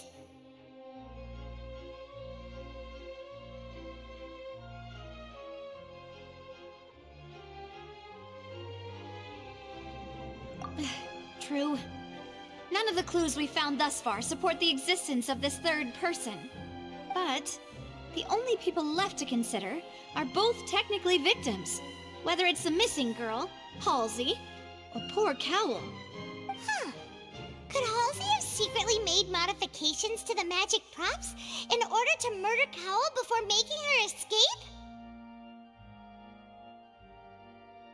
That's right. And even if she had tampered with the setup, she would need to understand the entire trick to pull it off. Nor does she have any motive. The guard said that she has never had any dealings with the Magic Troop's members. Were we not thorough enough in our search? From the sound of things, this is turning into an impossible case.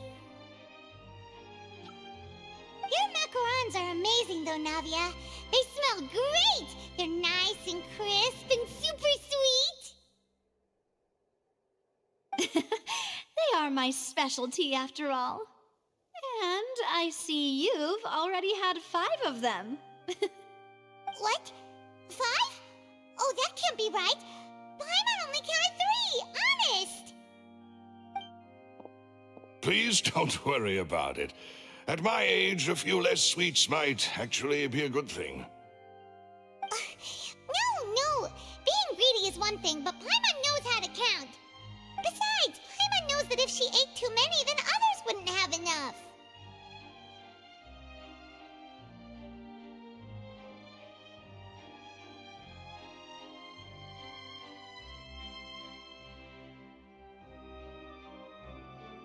Wait, even you don't believe Paimon? How could you? If Paimon ate those 2 extra macarons, then may they turn into stone in her stomach! All right, we get it. Well, I suppose one of us might have gotten too engrossed in our chat and eaten them by mistake. No big deal. Maloose, set up the stove again if you would. Huh? What are you doing? Making sure everyone gets 3 macarons, of course.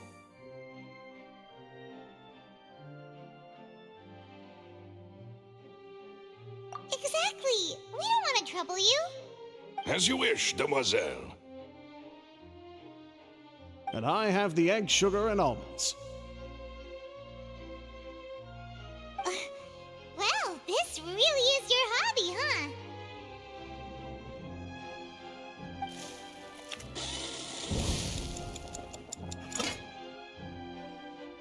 Well, that's it for snack time.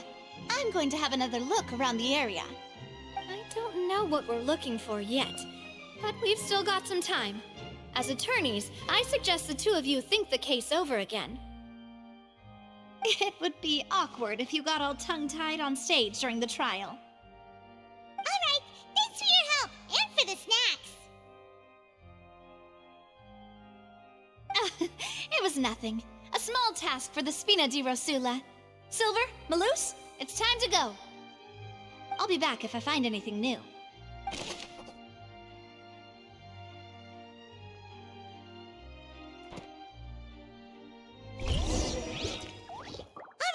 It's time to put our heads together. We've got to get our defense ready for the trial. Oh, it's probably gonna be a long and difficult case. There's no point in worrying about that now. We just need to prepare. Here, take mine.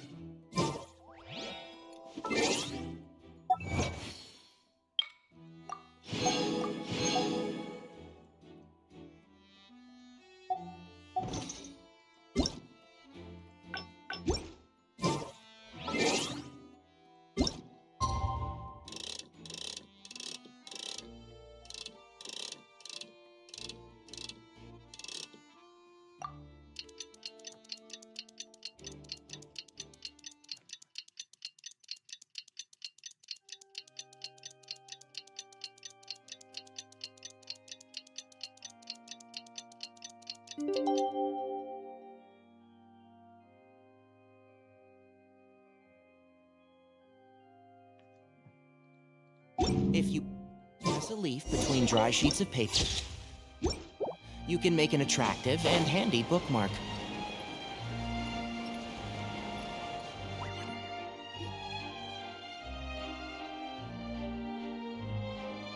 What are we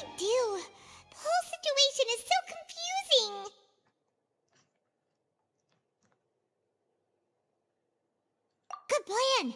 Impossible things don't just happen. We'll get to the truth one way or another. Just relax. Even if everyone else suspects Lenny and Lynette, at least we will be supporting them from the stands. Besides, I doubt Farina understands any more about what happened than we do. Thanks, Navia. Well, best of luck to you.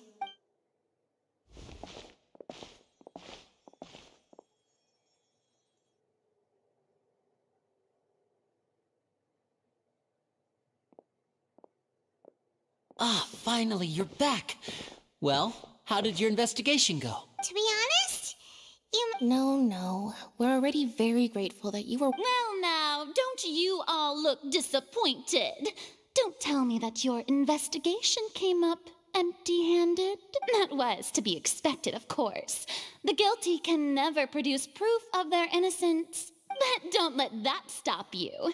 I shall be terribly disappointed should you, my most anticipated foe, concede. Since both parties are present, I declare that the trial regarding the magic show incident is now in session. Firstly, in order for the audience to understand the causes and results of the incident, could we please have Mr. Linney explain the trick? Yes, of course. I will explain while Lynette demonstrates on stage. All the necessary items have been prepared.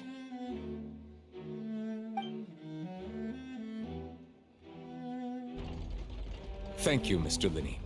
In that case, I take your statement to be that you ran to and remained hidden within the magic box in the audience stands once the trick began, and thus could not have committed the crime. Is this correct? Yes, that's correct, Your Honor. In that case, I call upon the prosecution, Lady Farina. Do you wish to refute his statement in any way? Why, of course I do. Allow me to take the first shot and break this case wide open. Mr. Linney is clearly lying. There is no way you could have been in the box the whole time if you were to abduct Halsey and murder Cowell. In fact, I'd say you were hardly in that tunnel at all. That is simply your hypothesis based on the presumption that I'm guilty. Oh, is that so? And if I may ask, what did you hear while you were inside your box? The roaring countdown of the crowd, of course. That's how I kept track of the time and built anticipation for the finale. And you didn't hear anything else at all? Nothing that might leave an impression of any kind? No, nothing. I see. But when the count reached 30 seconds or so, there was a thud.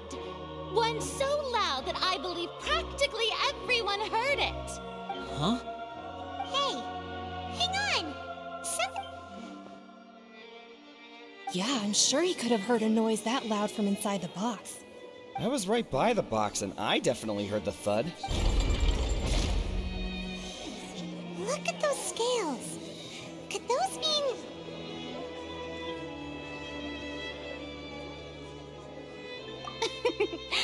Well then, ladies and gentlemen, allow me to use the words of the magician himself. You never know what can happen in the blink of an eye.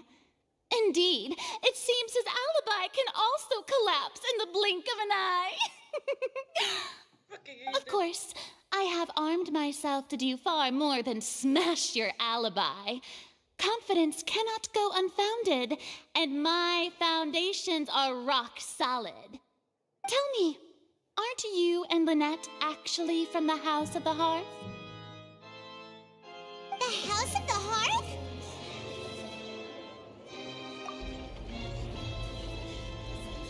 No wonder they did something like this. So the serial disappearances were the Fatsui's doing. Now it all makes sense. I've got a feeling that what happened on stage probably wasn't just an accident. That's irrelevant. Our identities have nothing to do with what happened. Indeed. Then perhaps you could tell us everything that happened. Your first priority is to prove yourself innocent after all. I'm sure there is little that needs to be kept secret now. Unless your script already has holes in it. The Outlander is speechless. My, oh my, don't they look flabbergasted? Now comes the infighting and discord, I suppose. This was almost too easy. Good thing I made all those preparations. Seems the all-nighter I pulled last night is really paying off. Hey, Linny! Why didn't you tell us this before? Order! Order! Mr. Linney, allow me to re-establish the facts. Lady Farina has raised 2 points. First, when the thud was heard in the Opera House, you were neither in the box nor the tunnel. Second, you and Ms. Lynette are both members of the House of the Hearth. Are these claims true? You fucking shithead.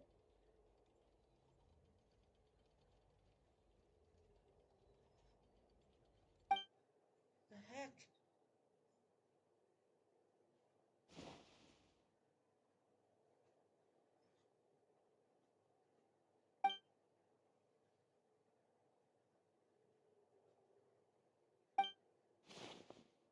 Please answer my question, Mr. Linney. I'm sorry. Yes, they're true, You're. I knew it! Well, that's it. We might as well move on to the sentencing already. What should we do now? Permission Granted. to speak, Your Honor. My client has withheld some key information. In that case, what is your request? I request a brief adjournment. There are things that must be discussed. Is that really necessary? They're already as good as guilty. The defendant deceived their own attorneys. What is there left to discuss? Order! Order, I say! Your request is reasonable, and we shall adjourn. This trial will reconvene in 1 hour. So you would stick to Mr. Linney's defense even after knowing what you do now? You certainly have more professionalism than I thought. In that case, my dear audience, let's allow the joy of victory to steep for a little while longer.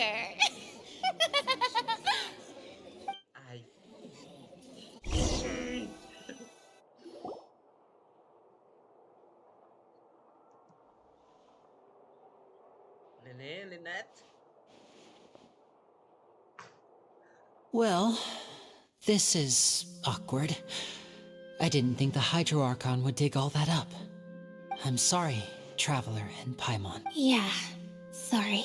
Paimon doesn't know where to start. We trusted you two. We based our entire reasoning on the assumption that you weren't bad guys. Not to set the wrong tone or anything, but Paimon's really mad! I'm very sorry. I know you're angry, and reasonably so, but please, let me explain. I know you've clashed with the Vitui several times before. I wouldn't be surprised if just hearing the word is enough to make you upset. But our organization is very, very large, and the Harbingers have very different personalities and goals. Right now, we want to save people. As many as we can. That's right. I'm sure we're on the same page when it comes to this nation and the disaster that its people might face.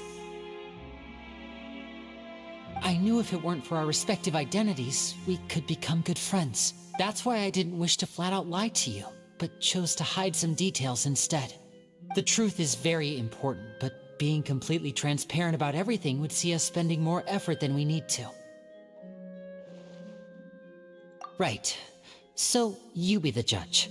Heck, if I were you, I fear that I'd even struggle to trust me at this point. You met a Fatus who works as a magician, a trickster by trade. All by coincidence, too. But still, I'm asking you to trust me. I am no criminal. At least, not in this case. Sorry. Please forgive us. Well, you both say that, but... Right. Let's hear your answer first, and no— Of course. I'll answer any We've been trying to find out how the Oratrice operates. We want to know why it has a consciousness. Why can it deliver sentences accurately? During our investigations, we learned that the machine's core is beneath it. From that moment on, Lynette and I have been designing this box swap trick with the objective of getting close to the core. Is that why you needed a whole minute? That's right. In truth, the audience would take about 75 seconds to count down from 60, while I would only need 15 to get to the opposite box. So, after jumping into the tunnel, I accessed the Opera House basement via the vent, and went to investigate the room in which the core is stored. That air vent was created during the construction of the tunnel specifically to execute this step. Well, nothing. As soon as I reached that room and was about to investigate, which should have been impossible, of course, I was quite certain that I was the only one in the room. That voice seemed to recognize me and tried to speak to me. I chose to err on the side of caution and retreated the way I came. On the way back, I saw the broken vase and the clothes on the ground, but the countdown was almost finished, so there wasn't time to give it any thought. After that, the homicide occurred just as you saw. Well, that explains why you didn't hear the thud. Because of that prophecy I told you about, of course. We must know all we can about this nation's secrets in order to deal with that prophesized crisis. That's the only way we can save everyone. So, there you have it. The whole truth. It was never my wish to proceed under this cloud of mistrust either. But like I said earlier, you can be the judge. If you want to leave because you don't trust the Well, Traveler, you decide. Paimon will follow your lead however you choose.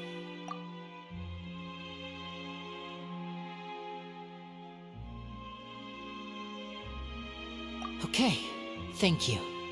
Thanks for giving us a chance. The current problem is that the scales are tipped pretty badly against you two. If we want to refute the Hydro Archon's accusations, we're gonna need a seriously watertight defense. Huh? Almost over. Let's go back. Oh, Paimon thinks she gets what you mean. Lenny's voice.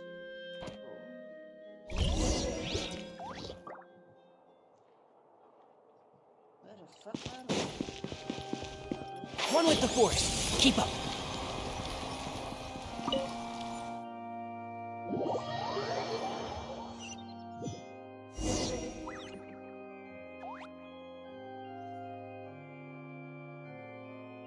Both parties have returned to their positions. When last we left off, Mr. Linney acknowledged the new evidence presented by Lady Farina as fact. Therefore, Lady Farina may continue stating her reconstruction of the event. That took long enough.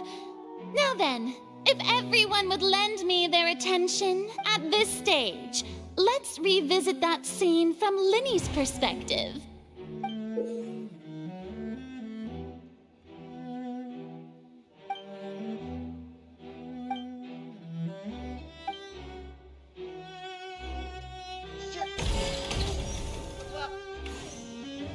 As the countdown began, he entered the tunnel. When the flatbed trolley passed, he opened the box and got into an altercation with Halsey, which caused the loud thud. He did not realize that this sound could be heard by everyone in the opera house. Finally, he used the vase to knock her out, before making her change clothes to prevent others from recognizing her. At this time, Cowell arrived in the tunnel, having heard that strange noise, and caught Linney red-handed. So Linney proceeded to knock him out too before stuffing him into that box. Afterward, Linney passed the unconscious Halsey to his accomplice through the magic. And there you have it. That's the truth behind what happened. Does the defendant's side have any objections to Lady Farina's description of the... Key to refuting Lady Farina is the order of events. What Linney experienced and what he saw.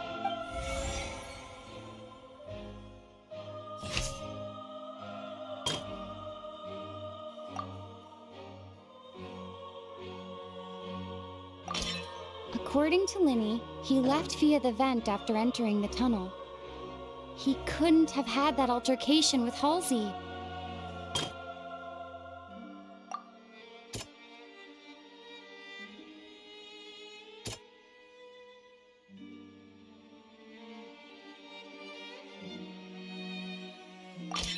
Linny went to the room that contains the Oratrice's core.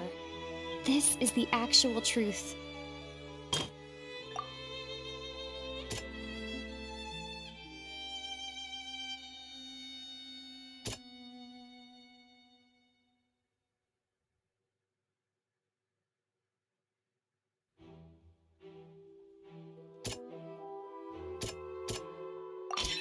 Linny did not take part in the underground altercation.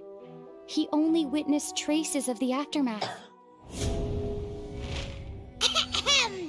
Attention! Ace Detective Paimon has something to say! When the countdown started, Linny did indeed go into the tunnel. But he immediately used a vent to access the Opera House basement, which is where the underground core of the Oratrice is stored. Once he reached that area, he heard a voice in what should have been an empty room. Since he felt something was amiss, he returned immediately. The crime scene had already developed by the time he reached the tunnel again, and in order to complete the magic trick, he did not remain there for any length of time. Finally, he reached the surface, and that was when the accident happened from his point of view. Therefore, he's innocent!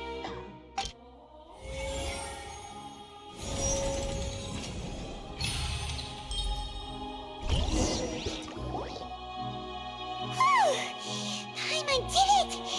Paimon... In other words, you believe that he knew nothing of the incident? That's right! My reasoning?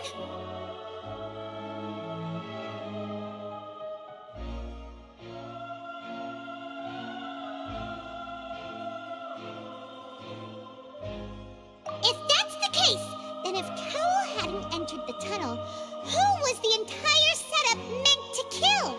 Assuming that what you say is true, Linny only needed to kidnap the young girl to cause a new disappearance case. What would the point of killing someone on stage be? Oh, they have a point. That's right, you tell him! And that's why they're partners of mine. They've managed to turn things around. Oh, well, your denial is very strident, I'll give you that. But what proof do you have to back your claims?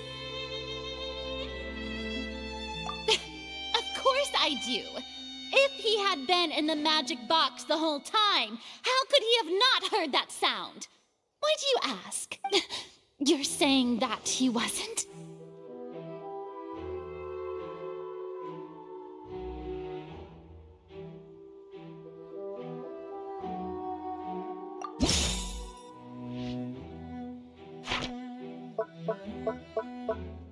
Relevant.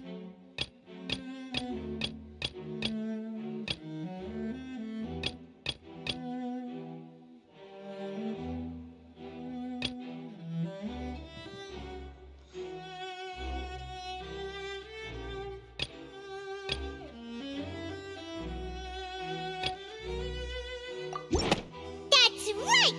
Linny wasn't in the box or in the tunnel. That's why he didn't hear anything strange during the performance. This means that when the crime happened, Linny had already entered the basement via the vent. The same clue you used to disprove his alibi has now become the best proof! How do you like that? Well played. To think you'd use such logic. Well then, if it wasn't Linny who committed the crimes, then who was it?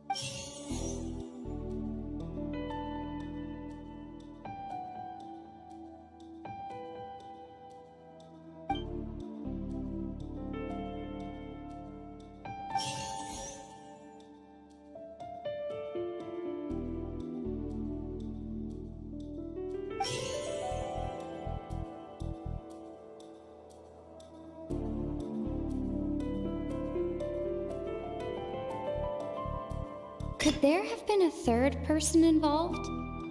Is that really a possibility? Halsey is the missing person and an ordinary audience member. Or did she have her own scheme all along? The deceased's name is Cowell, Linny's assistant. He would have been able to tamper with the equipment. Could there have been a third person involved? Halsey is the missing person and an... The deceased's name is Cowell, Linny's... Oh. Fucking realize. Huh? That can't be right. The killer was, in fact, Cowell, the deceased! Oh, is that so? What I must do next is recreate the truth. What Cowell did, and how he went from would-be perpetrator to victim.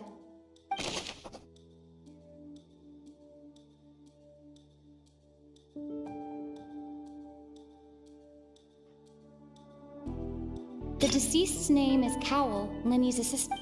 Linny was not in the tunnel at that moment. The sound we heard may have come from a clash between the missing Halsey and the criminal. It would have been tough for both people to fit into that vent. They would likely have bumped into Linny as well. No one entered or left the opera house through its entrances. So, where would the criminal have wanted to take Halsey? The sound we heard may have come from a clash. Halsey's clothing was in the tunnel. So, there must have been some fear that she would attract attention. The deceased's name is Cowell. No one entered or left...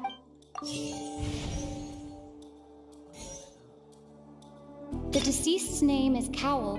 No one entered or left the opera house through its entrance. It would have been tough for both people to fit into that vent. Halsey's clothing...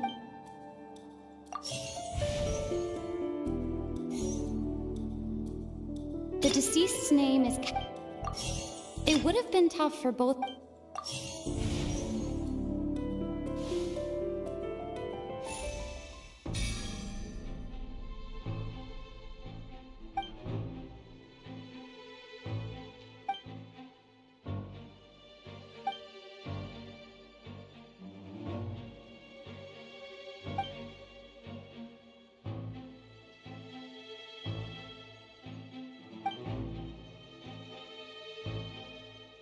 What's wrong, Traveler? Are you still having trouble figuring things out? I see how it is. Look, since we're at a dead end, why not consider a just like the trick as it transpired, the end result must have been utterly different from the magician's initial design. If only we knew how Halsey disappeared. Well, that would be nice, but the tunnel only has 3 exits, and none of them seem very likely. And it's not like this is a magic trick where you can just make a real live person disappear.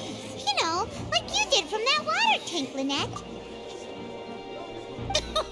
Excuse my interruption, dear opponents, but do you not see...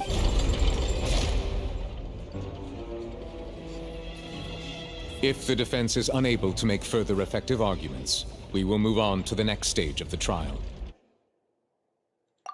Hold on a second. Linny was not in the tunnel at that moment.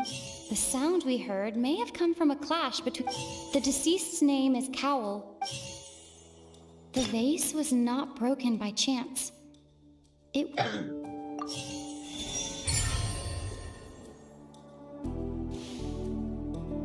Oh, Paimon gets it! It all comes together if Halsey disappeared instead of being kidnapped. Lynette escaped from the water tank, vanishing gradually and leaving only if there's a similar method where a Oh, just a moment, please. How could a person ever be transformed into water? This is reality we're talking about here, not some magic... Must we really? I should think that of anyone. Your friend Linny already knows this truth that magic tricks are ultimately just illusions and misdirection. But even so, I trust the traveler's judgment. The truth must be out there somewhere. Perhaps some new line of reasoning may open if we try to gather all the focal points that don't make sense. Since Cal was the deceased, we haven't placed much attention on him. But given that we aren't making much progress with the case, it wouldn't hurt to have a look at his belongings, would it? people really do come up with all sorts of harebrained schemes when at the end of the rope. The way I see it, your suggestion that we broaden the scope of our investigation is nothing but a tactic for stalling the trial. Nevertheless, I believe that this is a reasonable request on the part of an attorney. Since the trial does indeed appear to be at an impasse, I believe that additional evidence may help us make more progress. Guards, please step into the lounge and examine the personal effects of the deceased. We are still examining the items, but we have already made critical progress that we feel must be shared with everyone. We discovered several test tubes of fluid within Cowell's baggage. The notebook in his backpack claims that these fluids are water from the primordial sea. The primordial sea? The note's contents also indicate that Cowell belonged to an organization that sells illegal drugs and that he had an accomplice. The notebook has many entries concerning safe usage of these fluids, in which the keyword dissolve appears many times. One of these tubes was labeled Opera Epiclese, along with yesterday's date. It is empty. The notes also state that these dissolution properties work exclusively on people from Fontaine. It's likely that Halsey was chosen as some sort of test subject. As such, we believe that the defense's hypothesis is, in fact, supported by sufficient evidence. You've got to be kidding! People dissolving? Could something so ridiculous actually be true? Wait a moment. This reminds me of a certain prophecy, but it's just a coincidence, isn't it? If people can become water, does that mean that the water tank's real use was as a means to hide water stains? And if Cowell was targeting that... Wait just a minute. Could that mean... You... Demoiselle, wait! What about your partner? Let's go. Just trust me. Order! Order! It is undeniable that further examination of the deceased's personal effects has yielded some surprising results. But we cannot yet verify the veracity of these clues. Still, let us assume that these clues are indeed authentic, albeit with the understanding that Ms. Halsey has yet to be found. Guards, please continue examining the items along these lines. Mr. Linney, it appears your hypothesis is supported by the evidence, so please continue speaking. Of course. Thank you. If we uphold this hypothesis, I believe that many of this case's seemingly unrelated clues can be connected together. Right! Like the metal hook! That one didn't make sense at all. Let's think about this. Cowell's methods must have something to do with that water from the primordial sea.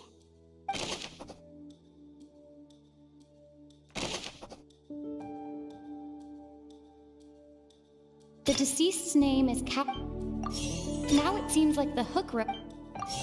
The water from the The rope that strung the water... I remember there was something else within the inner layer of that box. Lynette was in the magic box on stage the entire time. I remember there was some...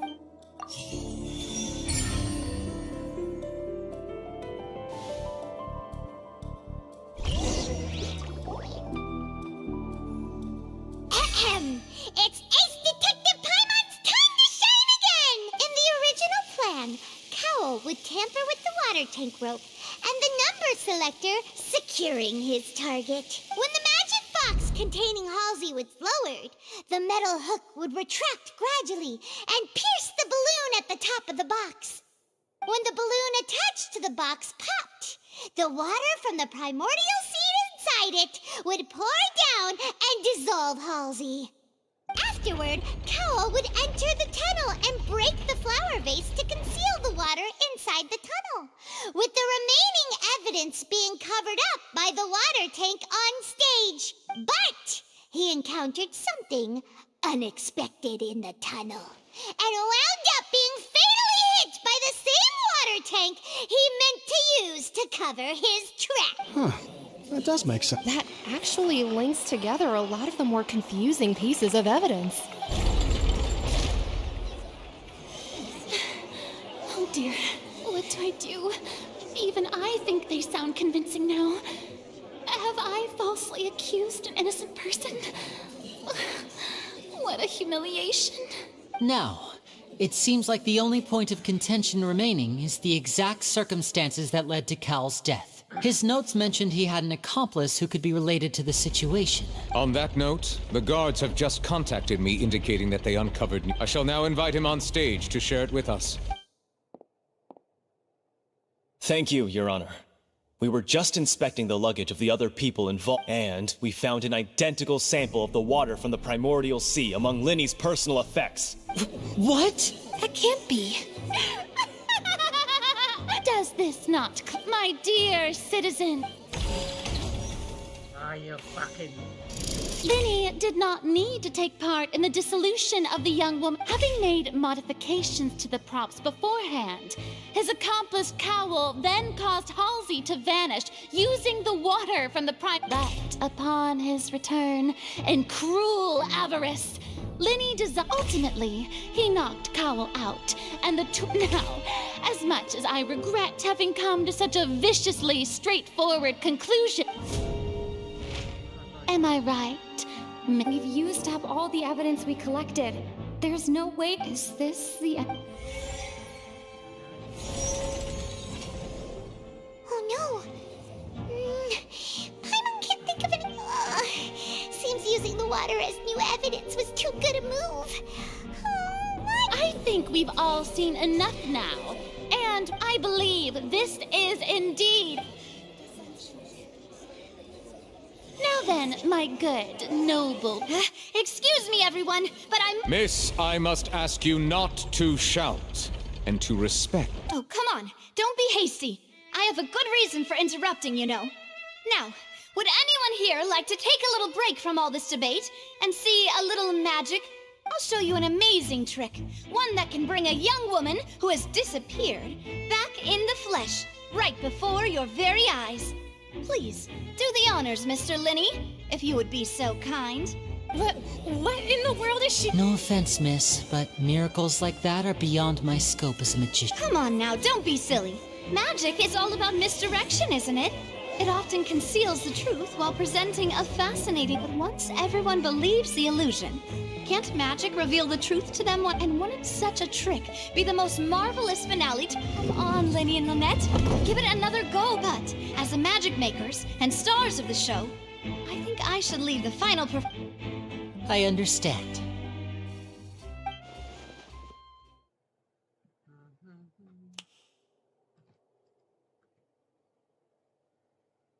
And voila!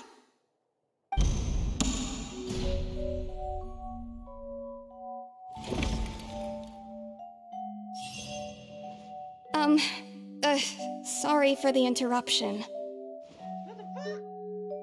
Wait, isn't that Halsey? So the whole thing about people dissolving wasn't true after all? To be clear, I'm only here because this person told me that if I testified, the merit of doing so would lessen my sentence. I was hiding outside this room listening to the proceedings because I was afraid that I would be the one put on trial. I was just feeling happy that no one had noticed me, and then before I knew it, she caught me. That'll teach you to underestimate us three. Where should I begin? I'm sorry. I'm the one who killed Cowell. What? Why? Firstly, my name isn't Halsey. It's Lillian, and I'm originally from Mondstadt. I heard that Linny's show was gonna be a real thriller, but I missed the chance to buy a ticket, so I stole one. That's how I make a living. I steal stuff here and there. And I'd never been caught before. But I was noticed at the harbor a few days ago, and I barely got away. Linny was the one who caught me in the act. Hey, no wonder you look familiar. So you were the thief. Liddy even mentioned that you were pretty skilled. Well, and I thought that would have been the end of it, but then the number selector chose me. He even mentioned the Fortress of Meripede. That's a prison, isn't it?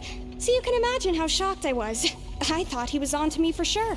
So I played along with the show while looking for an opening to flee.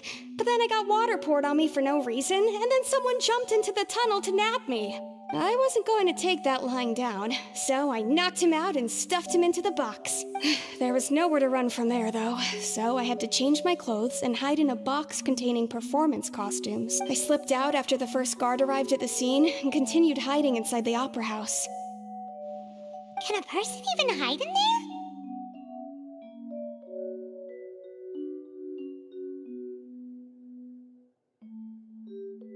But I swear, I didn't know that the water tank would fall down. Really, had I known that, I wouldn't have put him in the magic box. I may be a thief, but I'm no killer. Well, that makes everything pretty clear now, doesn't it? This time, we need to tell the entire story.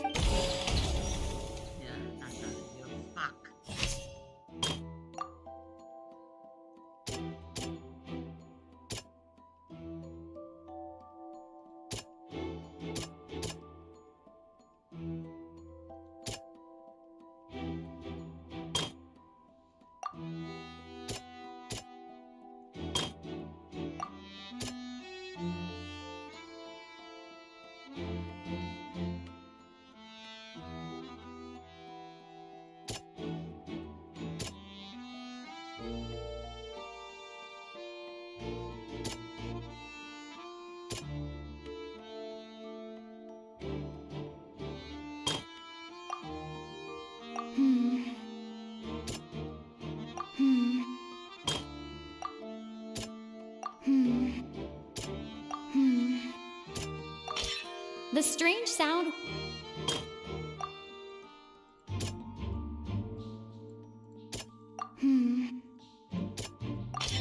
The flower vase was not. Lillian. And it's Ace Detective Pop! Having been selected out of the blue, Lillian panicked. Her panic only intensified after she entered the tunnel and had water poured on her head. So she kicked the door open, producing the thud we all heard. Hearing the commotion, Cowell leapt into the tunnel, only to discover that Lillian had not dissolved.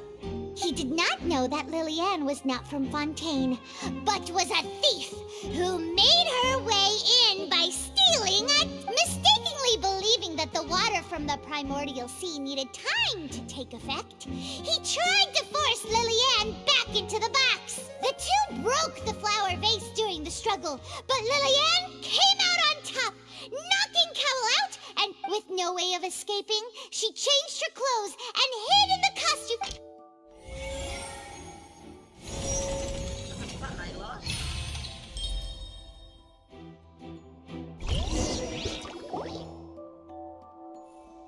She knew that she would have to go through guard inspection if she tried to leave afterward.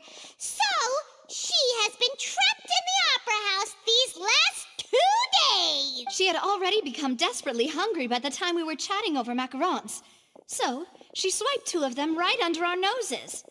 Talk about a sneaky thief. At this point, all the events that happened in the tunnel have now come to light. Ah, so that's the whole story. Bravo! Now then, Lady Farina. Please answer the question, Lady Farina. Also, if I may add, the trial has not yet ended. As such, I request that the prosecution not leave the room before the proceedings have concluded. What? Are you reading my mind now? No, I have no further arguments. I admit defeat. But really, could you at least have left me with some dignity? Wow, look at that! She's like a deflated balloon now. If there are no objections, then as the Chief Justice of Fontaine, I shall once... The actual perpetrator of the serial disappearances, Cowell, selected his next victim from the audience reservation list. With some modifications to the selector, he could ensure that the pre-selected young woman would be chosen. To cover up any evidence while committing the deed, Cowell thought of allowing the water tank to fall, which would conceal the water left behind. He also tampered with the rope suspending the water tank, using the fireworks at the end of the performance to cause the tank to drop. And he poured the water from the primordial sea into a balloon during the preparation of the magic box, and stuck it to the box's lid.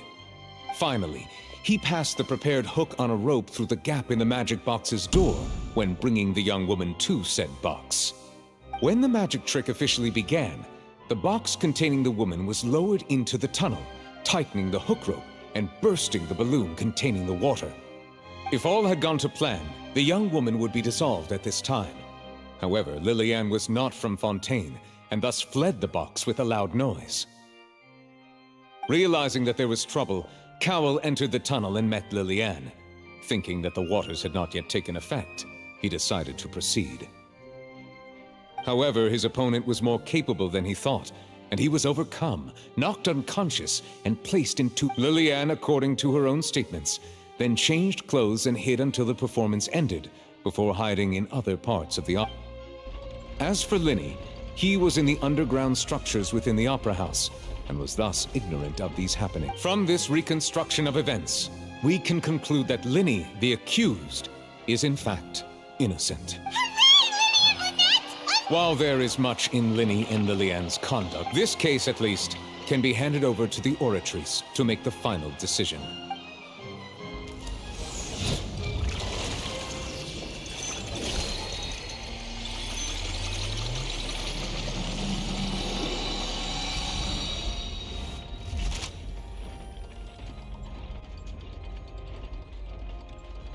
As such, Linny and Lynette are officially declared not guilty.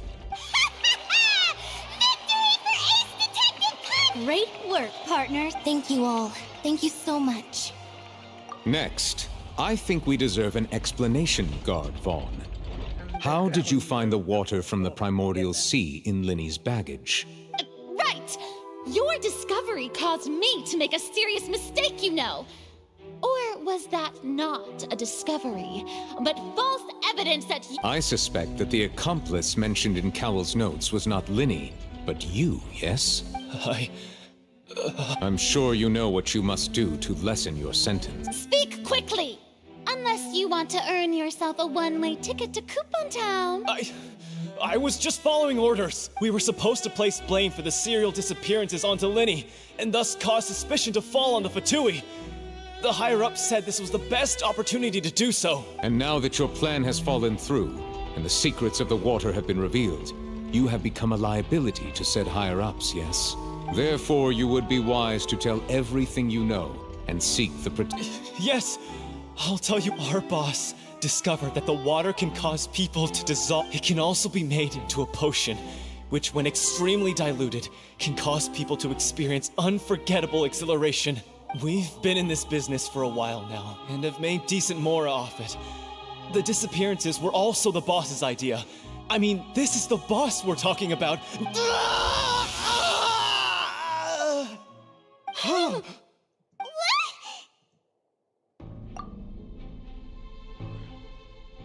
And now he can no longer talk. Such ruthlessness. I shouldn't have expected any less of them. An outrageous act. All present, please submit to inspection immediately. I shouldn't have trusted anyone. Really, no one. Really, truly. So, we're just going back now? Yeah, we're going back. We're not needed That's... anymore. Traveler, Paimon! Please wait. Linny... I know you may not want to speak to me right now. Maybe you don't even want to look, but still. Let me thank you again for defending me to the end, even after you learned that I'm a member of the Fatui. Just wanted to be sure that we're square. I guess. Bollocks. But regardless, I'd like the opportunity to set things straight. I didn't approach you with any ulterior motives or ill intent. I've spoken to you as myself, just plain Linny this entire time. As for why I'm a Fatus, it's because the goals of the House of the Hearth align with those of an orphan like me. That's all. That was how Father, who you might know as the Knave, approached recruiting us back then too. A knave? The one who controls the House of the Hearth? She's your father? That's right. And since we're here, I was wondering, would you mind hearing a story? It's about my past. Back when our parents first died, Lynette and I were left wandering the streets. To survive, I took to surreptitiously observing an older street performer who did magic. It took me several days to figure out how he pulled off his amazing tricks. I took my sister through several streets until we found a crowded corner, and we began to perform magic tricks there. To my surprise, we proved to be pretty popular, and we could at least stop worrying about where our next meal would come from for a time. But I didn't want my sister to remain a street rat together with me forever. Before long, an aristocrat came to me and claimed that he wished to take us in after watching my performances. So you went from orphans to nobility just like that? That was how we felt at first too. As if fate was on our side and we could say goodbye to those painful days. But I gradually discovered that while we were called foster children, he was really after my talent for magic tricks. He would constantly take me to all sorts of banquets to garner attention, which he would then use to expand his social circles. That doesn't seem too bad either. Better than roaming the streets at any rate. It took a while for me to realize just how dark his heart really was. After one particular performance at a banquet, I discovered that Lynette was not on the same return vehicle as me. I waited a long time after we returned home, but she did not come back. I went to that noble's bedroom and asked him about her whereabouts. The answer he gave me was, she caught the eye of the most eminent person at the banquet, so I sent her over as a gift. I mean, you'll be able to perform your magic regardless of who your assistant is, yes? Oh no. So he was gonna... But wouldn't Fontaine's laws deal with such people? As far as outsiders are concerned, this is a relationship akin to adoption or foster care, and they have their ways of escaping the eye of the law. I managed to ferret out the location of the mansion of that so-called eminent person and hurried through the night. But by the time I leaped over the walls, avoided the guards, and made my way in, all I saw was the moonlit ground covered in blood, and the knave standing there in the darkness. So, she'd already taken care of that guy. That's right. She had rescued my sister before she could come to any harm, and had even discovered several girls hidden in a basement, all of them orphans. Father, the knave, might have seen something in me, and so she made the House of the Hearth welcomes you, for your interests align with ours. Here, none will ever betray you. Indeed, betrayal shall never be permitted here. I was hesitant to trust her. I had just been betrayed by nobles, but she was also quick to destroy the noble who had taken us in at first, giving... Oh, so that's how the two of you joined the House of the Hearth. She has her own plans. She has gained permission from the Tsaritsa to first use the Gnosis' power once she obtains it. She plans to use it to find a way to break the prophecy and save Fontaine. So, she believes in that... That's right. The whole House of the Hearth is currently working to combat that crisis. Today's case has also proven that people from Fontaine can indeed dissolve into some sort of water, thus further supporting the prophecy. Everyone at Hotel Bouffe d'été, including the knave, has their roots into us orphans. The only connection we have left to this world, apart from our family, is our homeland. So, from small deeds like distributing magic pockets to huge schemes like stealing a Gnosis, everything is aimed at dealing with that prophecy. It's all right. I understand. I just hope you can understand if you should need anything at all in the future, feel free to find me. I will do my best to help you, as plain Linny.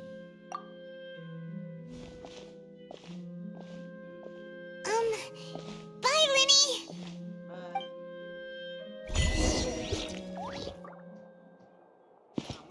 Bye. Can't see?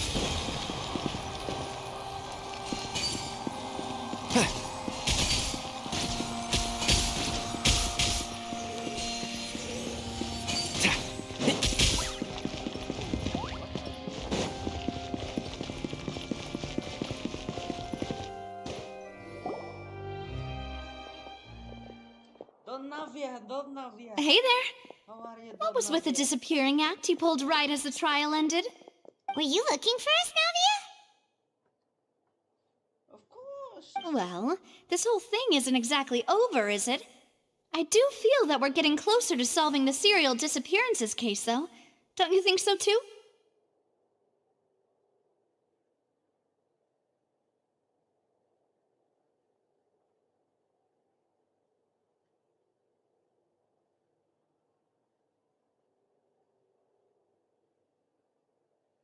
BPJS.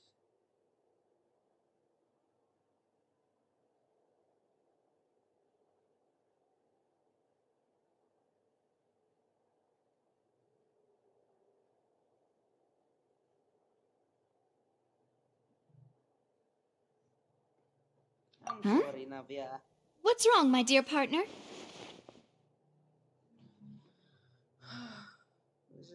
King Desert. Besides, are you sure we're the ones who can crack a case that's been cold for decades now?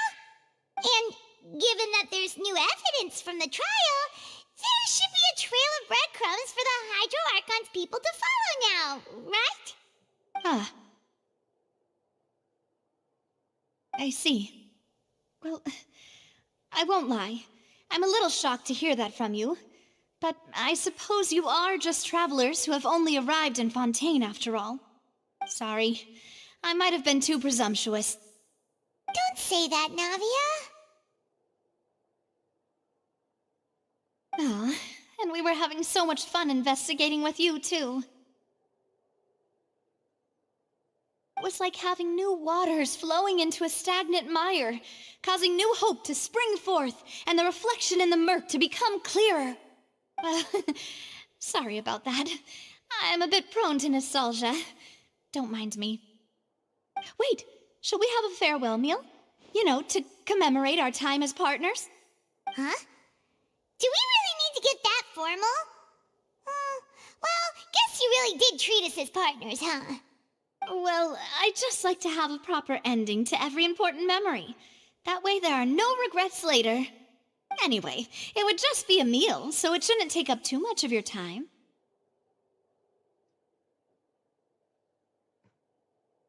You don't have to twist Paimon's arm. If Boss Navia's treating, count Paimon in! Oh, wonderful. In that case, why don't we return to the Court of Fontaine and head to the Hotel de Boer? I believe we'll make it just in time for dinner. All right, then. Let's have our farewell meal.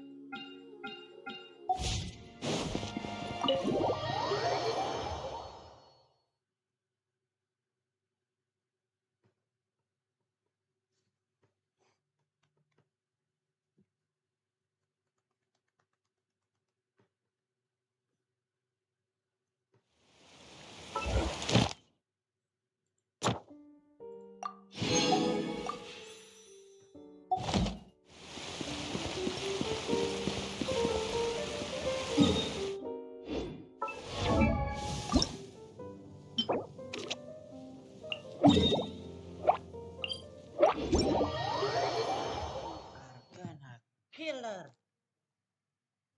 Kill, kill, kill, the kill, kill, kill, kill.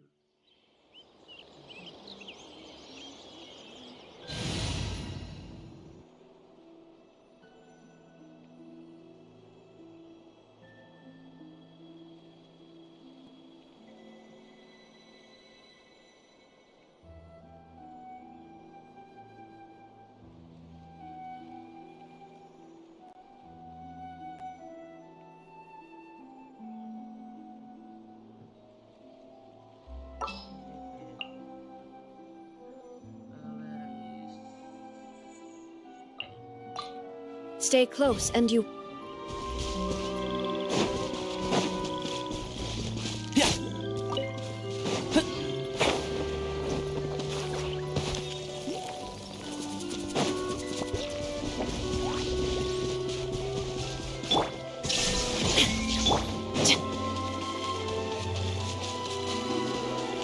Final warning!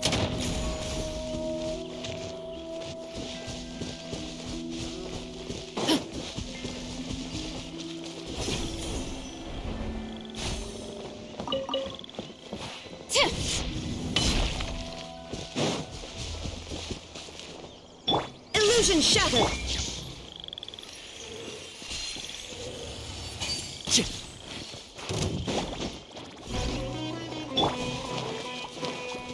Everyone hold hands. Stop right here! One with the forest.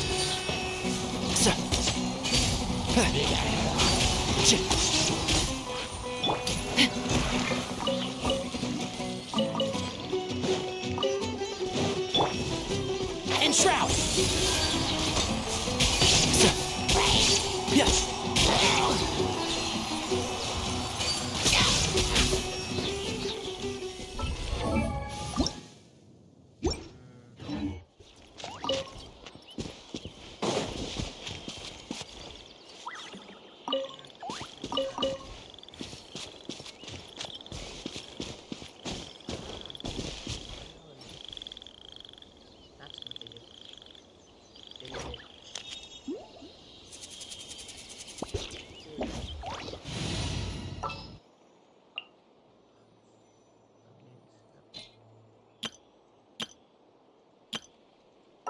It's time for what? Time for the fire room into us itself.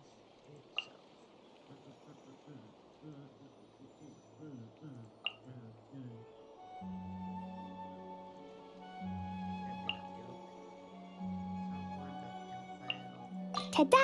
Clee's here.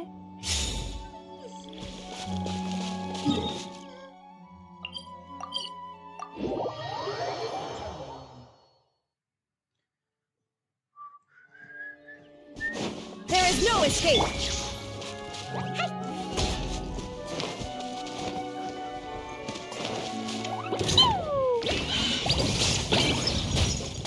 Boing, boing, boom!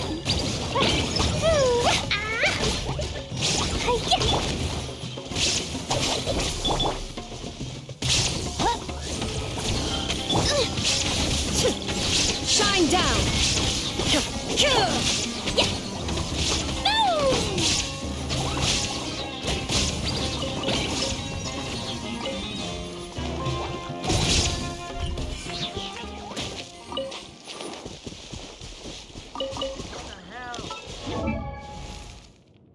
Dodoko?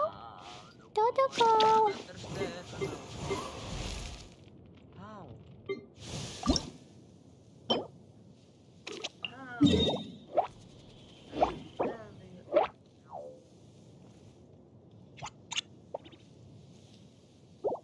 How? Luminescent pollen. How to get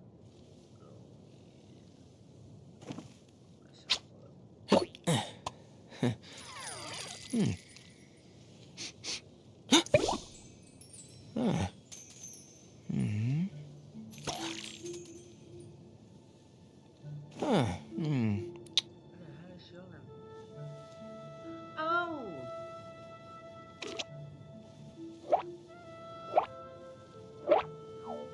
October 9? No!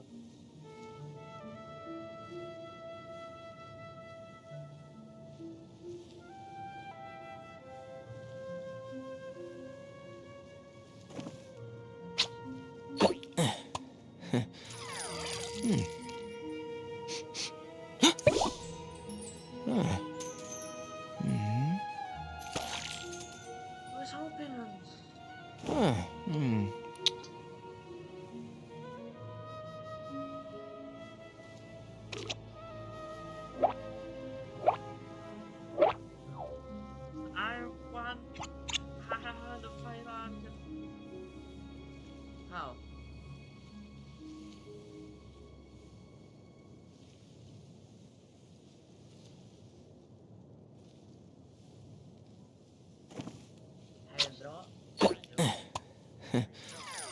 Oh.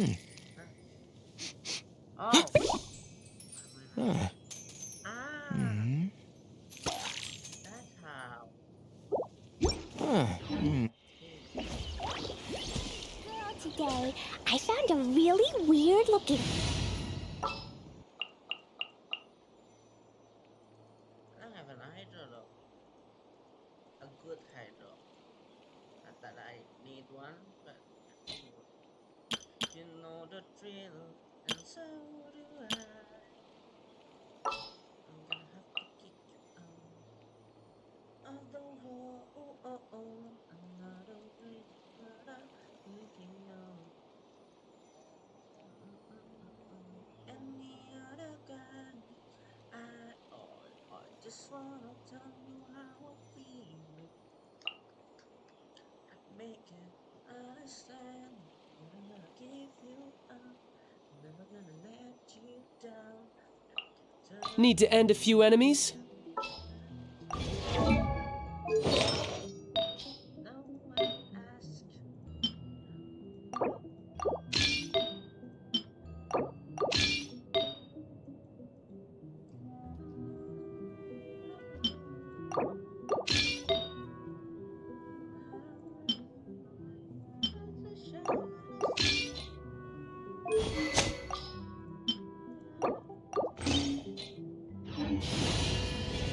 Lizard? Want me to show it to you, Protocol?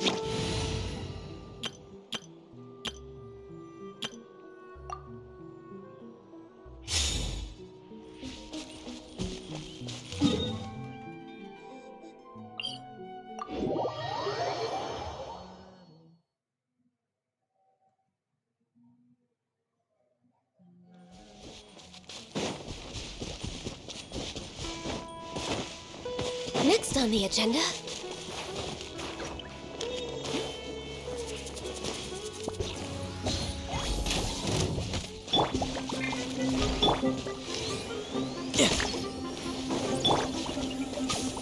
One with nature.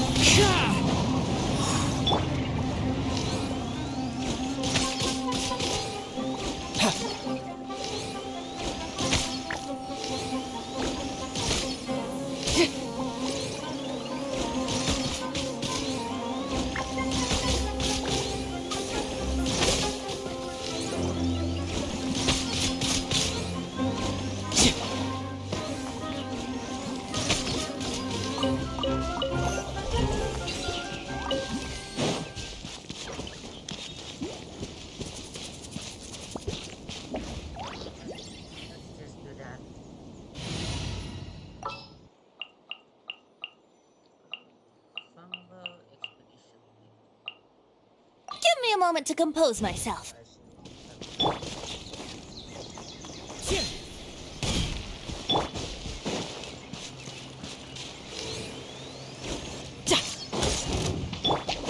Here we go. Time for takeoff. Into the wind. Who's next?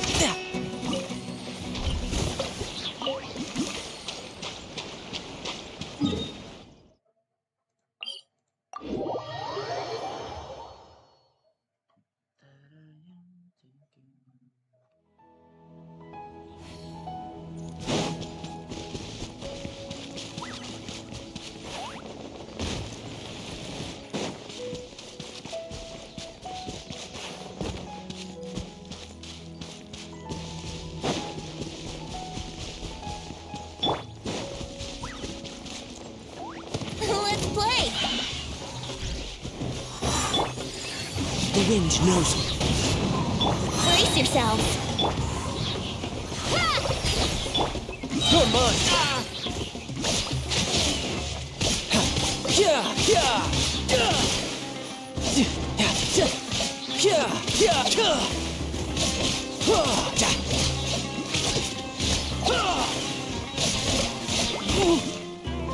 Bring it on.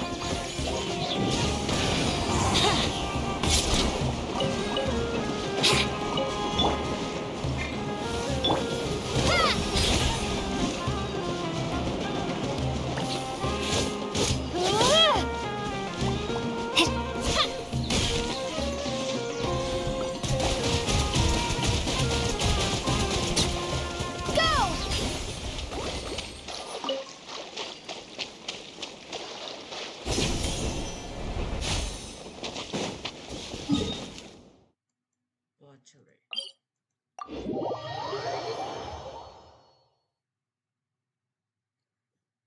Ya Tuhan.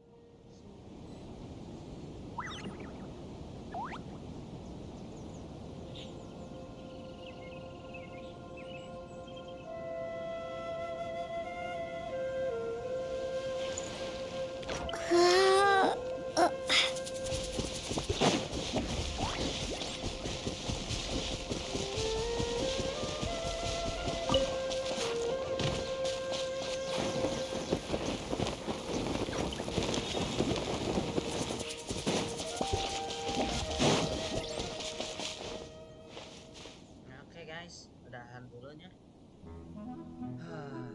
Terima kasih. Ya.